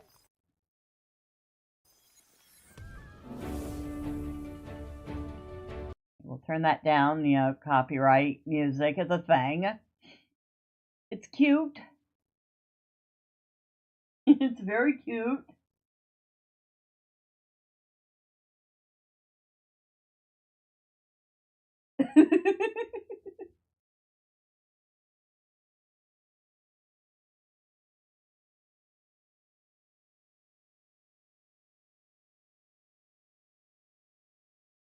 This is cute.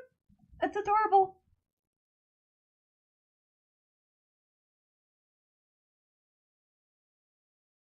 All right, I'm done. I'll put this on the wish list. Oh my God, there's a bunch of skeletons and orcs. Okay.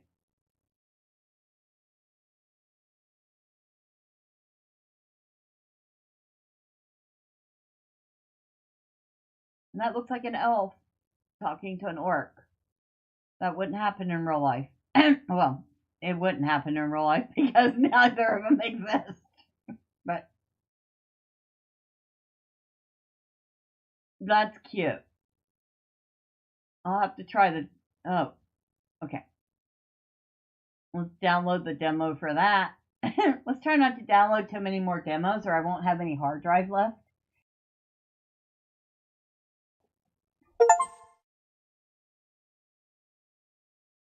Hound Seek. What the heck is this? Take to the skies on a whimsical voyage across Explora and uncover the lost legacy of Sir Reginald Sharkingston. Trade, fish, mine, and farm. Meet a unique cast of characters. Explore vibrant towns along the way. The whole world is your sea now. So set sail and see all it has to offer. Oh my God. This looks absolutely ridiculous. Sharktwell. The graphics are great on this. I like this.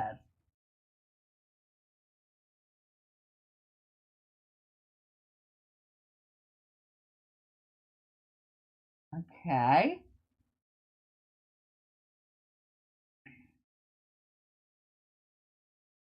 A lot of exploration, buying and selling. Journal. I guess we have to discover what happened to this Reginald. Oh my God. And there's characters from other games in here. Wait, go back. Wait, back. Oh, come on, back.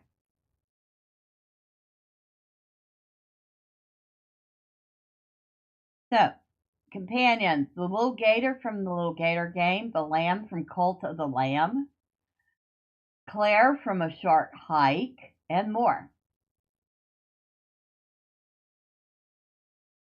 And we're putting this on the wish list.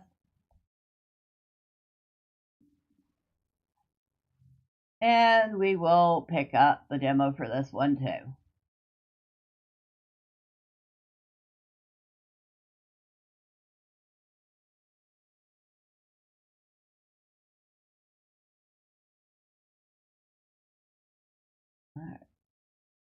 We can't download every demo we see, but Cup of Claw? What? It's a rogue. Wait, a roguelike crane machine? A cute and frantic claw machine roguelike deck builder. Grab unique prizes, build powerful combos, face chaotic machines, claw back your relationship. What? Wait. All right. We'll take a look at the demo for this too.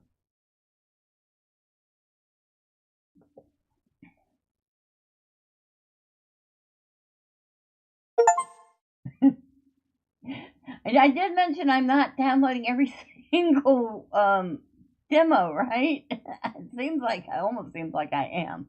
Trading Card Inspector. Inspect your way through dozens of unique, hilarious cards in this chilled out Papers, Please 'em Up. Identify and appraise cards from the world's most coolest TCG.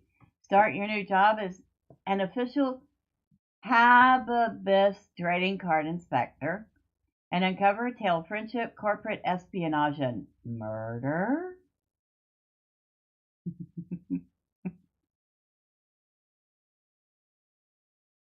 Well, this looks so much fun. Why does it look so much fun?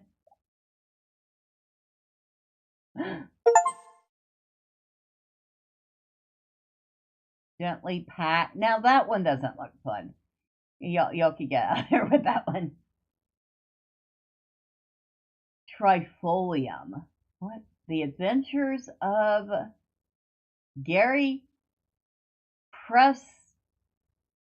Pretzelneck. Discover hidden truths about the world in this 3D adventure about a giraffe with an unreasonably long neck. Figure out the rules, solve strange mysteries, and stumble upon unexpected twists. Choose your own path.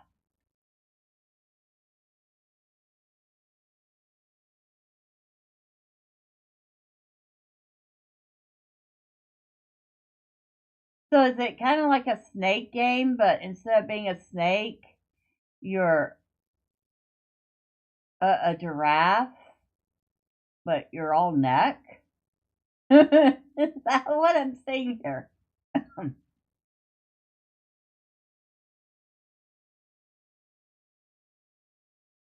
Yeah, that's pretty much, I think that's pretty much it.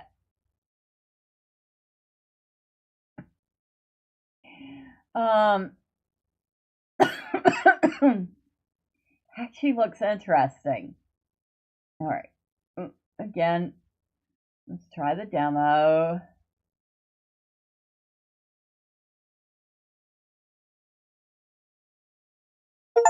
Been a while since I played a snake game, though. I would probably suck at it. Physics, a little physics roguelike.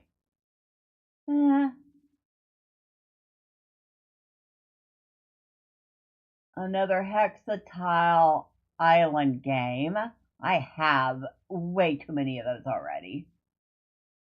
What's different about this one? Cozy but compulsive roguelike deck builder. Unlock powerful technology cards. Shape your deck to craft game-breaking combos. Grow your settlement to glory in this ultra-satisfying roguelike.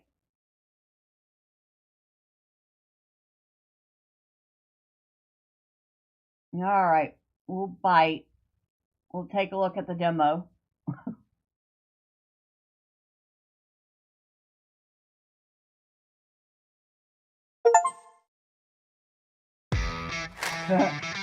Hello, DP. How are you? We're looking at all sorts of demos and downloading more than I should, but there's been some interesting looking games in this little flash game vibes event. Incremental factory building game, where you control a mining robot on a mission to reach Earth's core. Explore underground, find buried blueprints, research technology, and upgrade yourself to create the best and only factory on Earth. What the heck?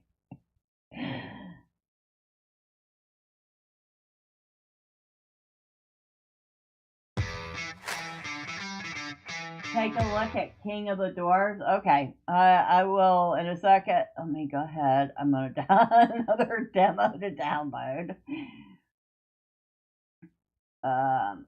King of the Dwarves. Might help if I could type correctly. Underground city builder. Build an epic kingdom inside a mountain in this underground city builder.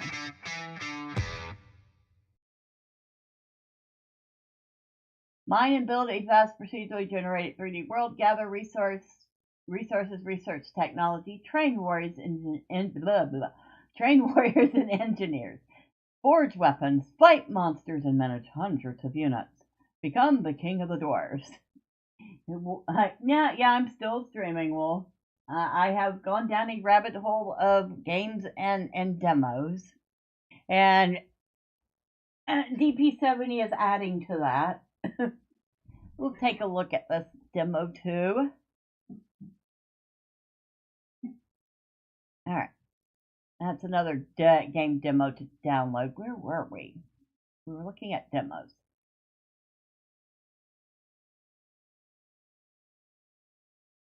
Anything else? What is the heck is asocial? A week? Oh.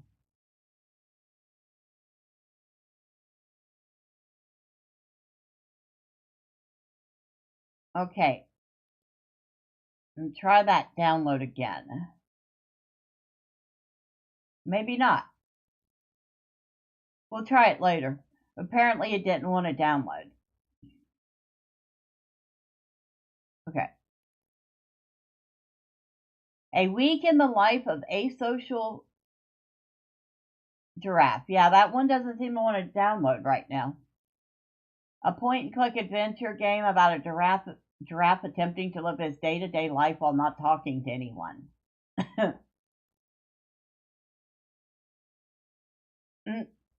I don't know. I'm not sure that would be the... That does not sound fun. They're cute looking, but it does not sound fun.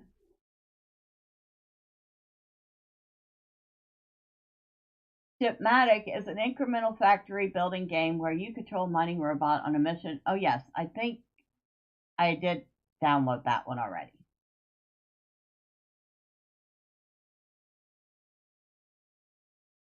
Anything else in here? Bullethell, my mini overworld. What the heck?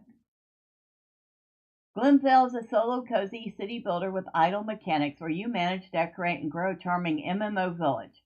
Keep adventurers happy and shape the world at your own pace. After all, you're the game master. I have a cat meowing at me. Okay, I've got to add that one to my library. Hopefully download it. Unlike the other game, which didn't want to download.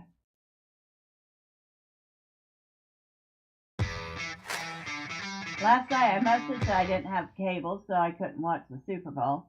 Not that I would have anyway. Apparently the game itself was pretty boring to watch according to my physiotherapist.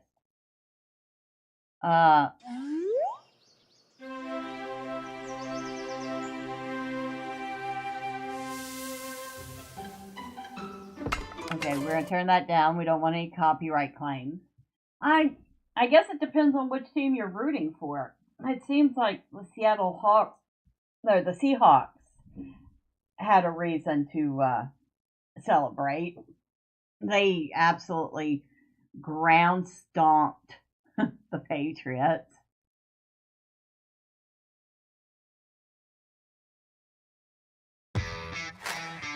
He was rooting for the Seahawks? Wow. Well, I don't know. Of course, I wasn't particularly watching the game myself, considering I'm not really watching sports lately. This looks cute. Oh my god, this looks so cute. Hold on.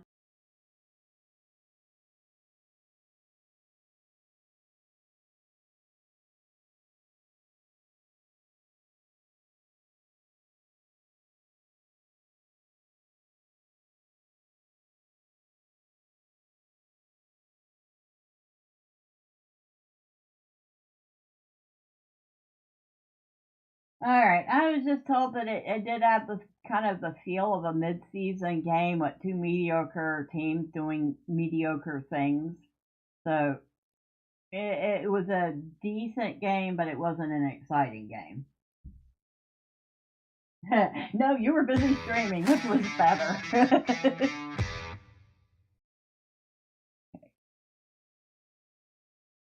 So Bullethell, I did put that on my wish list, didn't I? Yes, I did. That looks funny. For anyone interested, Ashes of Singularity Escalation is 90% off. Ashes of Singularity, huh?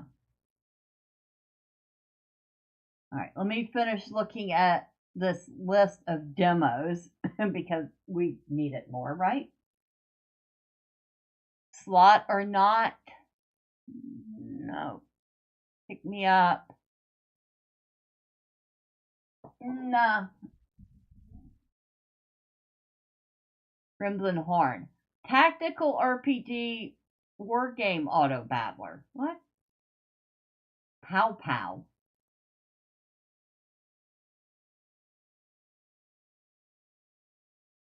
Did that say co-op?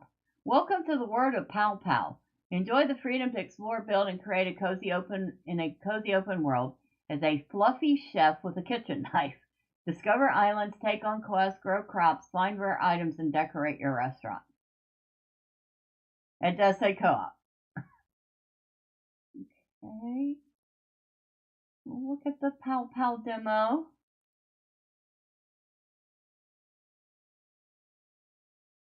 We'll look at the trailer. Welcome to a brave new world.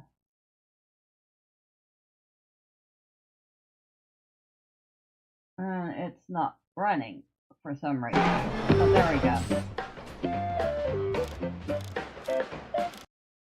Okay. Run the restaurant. Go fishing and farming.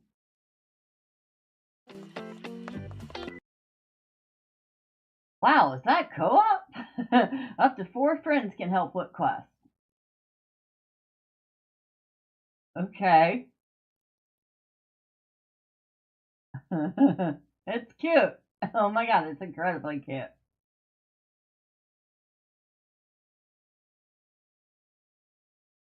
It is by Art Doc. Do they have anything else? SDV with plushies? I don't know, but it looks really cute. It's got a demo and I'm gonna check it out.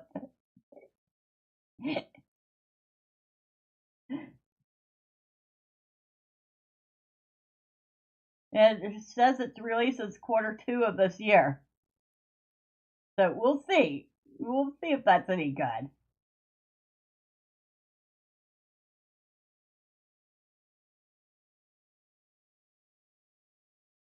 Legends of Amberland. Legends of Amberland 3. The Crimson Tower is a classic Western RPG inspired by great 90s era games such as Might and Magic, Wizardry, Ultima, the Gold Box series. Light, fairy tale, epic, heroic, slightly humorous adventure.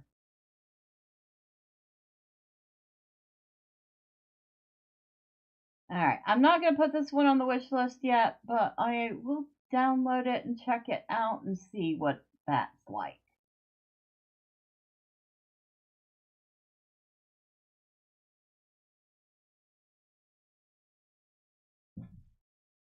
Dice a Million. A dice game. Oh, roguelike dice game. I already have a roguelike dice game. But we'll take a look. Have you ever tried to roll a million on a set of dice? No? Build the right bag of die and you might just pull it off. That one doesn't sound particularly exciting compared to the one, well, the one I have isn't particularly exciting either.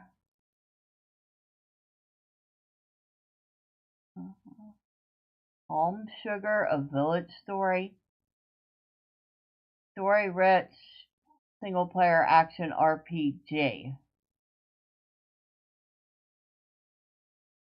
Young Love. Sanu, our blushing hero, courts his sweetheart in the quaint village of Bellampacum. But it's not all sunshine and rainbows. The village suffocates under a ruthless drug cartel. Step into Palm Sugar, where romance may steal the spotlight, but the shadow tells the real story.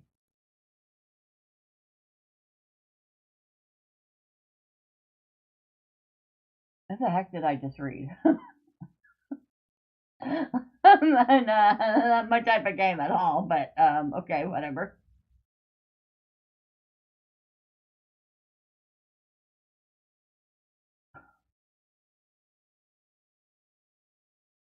This is actually quite the little event.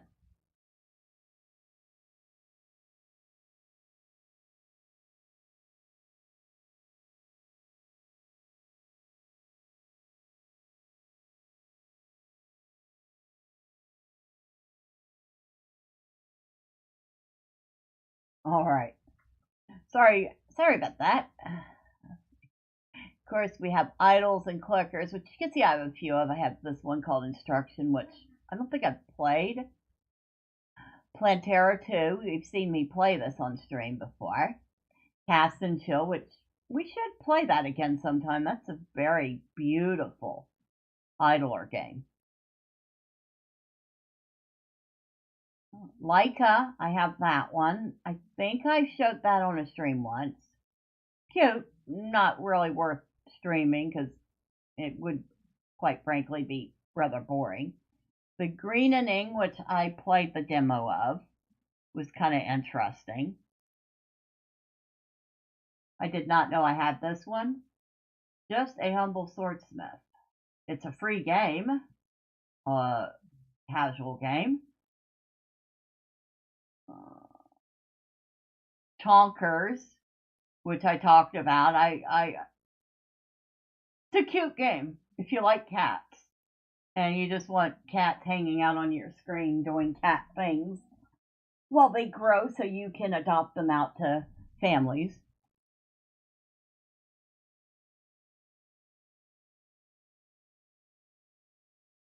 I think a lot of this stuff we've either seen and said we'll look at it or seen and said, nah. Commander Keen is 60% off. It's an old DOS game. My dad had it, worth a look. I vaguely remember Commander Keen. That was so long ago. My dad was more of a Doom person. I used to sit and watch him play that late at night. Astro Prospector Endless what the heck?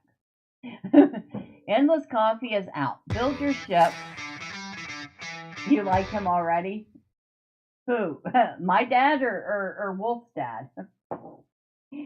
Endless Coffee. Build your ship, survive 21 days, and break the universe. Astro Prospector is an incremental bullet hell about mining coffee and fighting Space Corps. Collect resources, upgrade your ship, and become unstoppable. Return Astro Coffee to humanity. Oh, my dad, Doom is the GOAT. Alright, we'll download the demo for this. It is on sale for the next 2 days for $3.74. So it's incredibly cheap. Oh, how much longer do we have left on this? Oh, it went up in price already. Oh well, we're taking it off we're taking it out of our shopping cart then. Darn it, I should have picked it up while it was 50% off, but now it's $10, so whatever.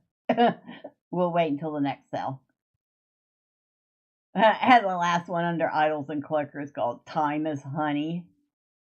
Cute.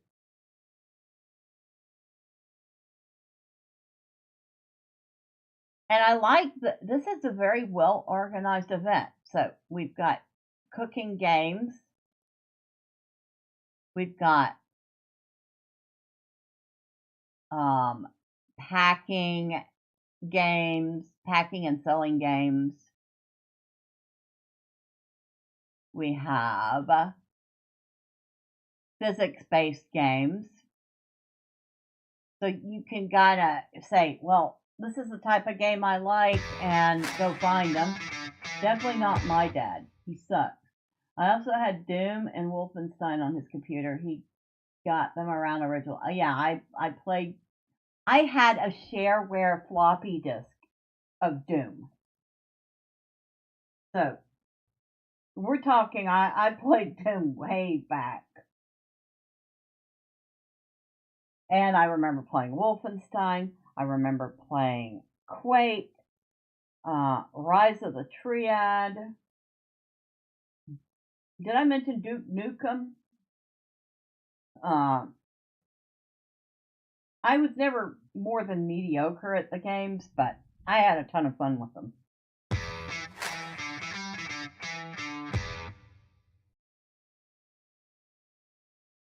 Heck is Lexi spell? Strategy meets physics in this roguelike word game where you combine spelling with cool upgrades to score high.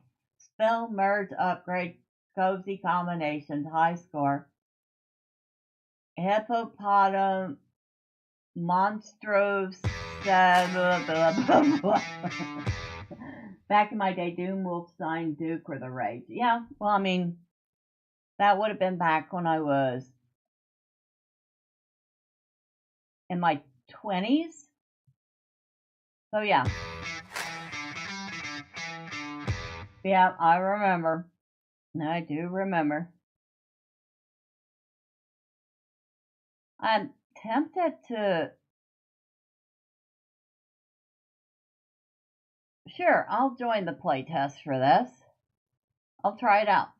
It looks interesting. So this game, Lexi Spell, that I was just looking at, actually has an open playtest right now.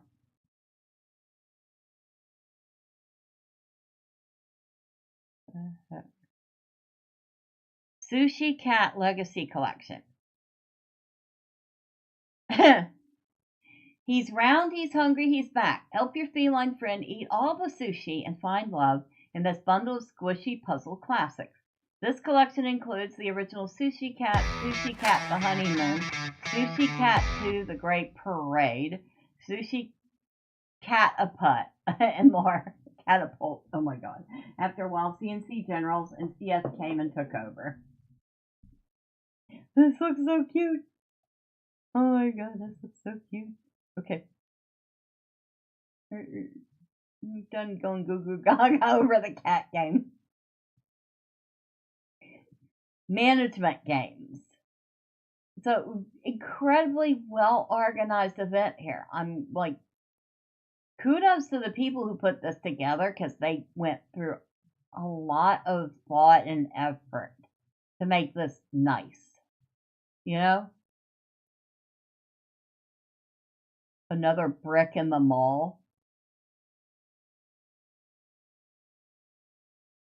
No thanks. My Heaven's Dale. Why did I? You're a carpenter sent to Heaven's Dale by the moon goddess herself. Manage your carpentry workshop, raise animals, catch fish, explore dark caves, find love, help people, and even build a rocket to the moon in this life simulator. What?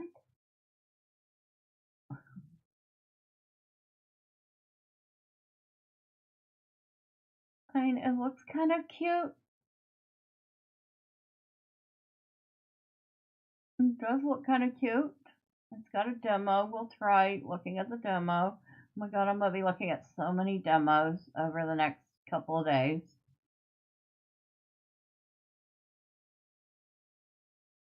Snap and print. Run the cutest little photo and print shop in town. Snap and Print is a cozy job simulator where you take portraits, edit and restore pictures, decorate shots with hats, flowers, stickers, and more. Upgrade your studio, unlock new props, and make every customer smile. Oh, that one before, yeah, it did. This looks cute. Alright, we'll put this on our wish list. There is no demo. Too bad. It does look incredibly cute.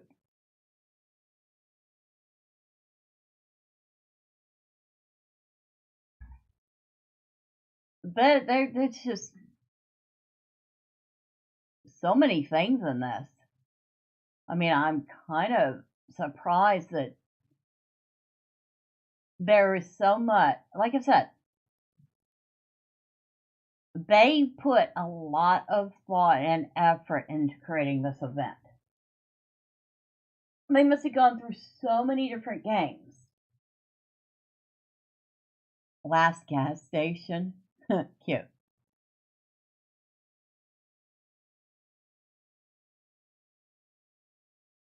Possum Resort. A cozy life sim where you run an animal hotel in a charming pixel art village. You're a few minutes behind in the stream. Try refreshing and see if it helps. Design your resort, care for cute animals, grow crops, craft things, complete quests, bond with villagers. With farming and RPG elements, it's the perfect cozy escape. And of course, they're comparing this to Stardew Valley and Fields of Mystria. We'll put that on the wish list, see how that goes. Cute, cute, cute, cute.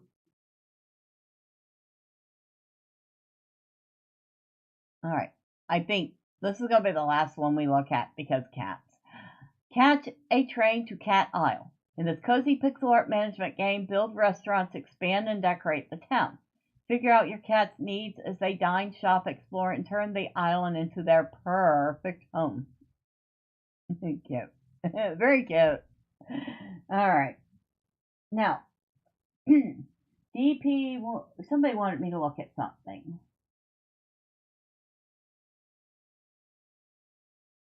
Ashes of Singularity. That was it.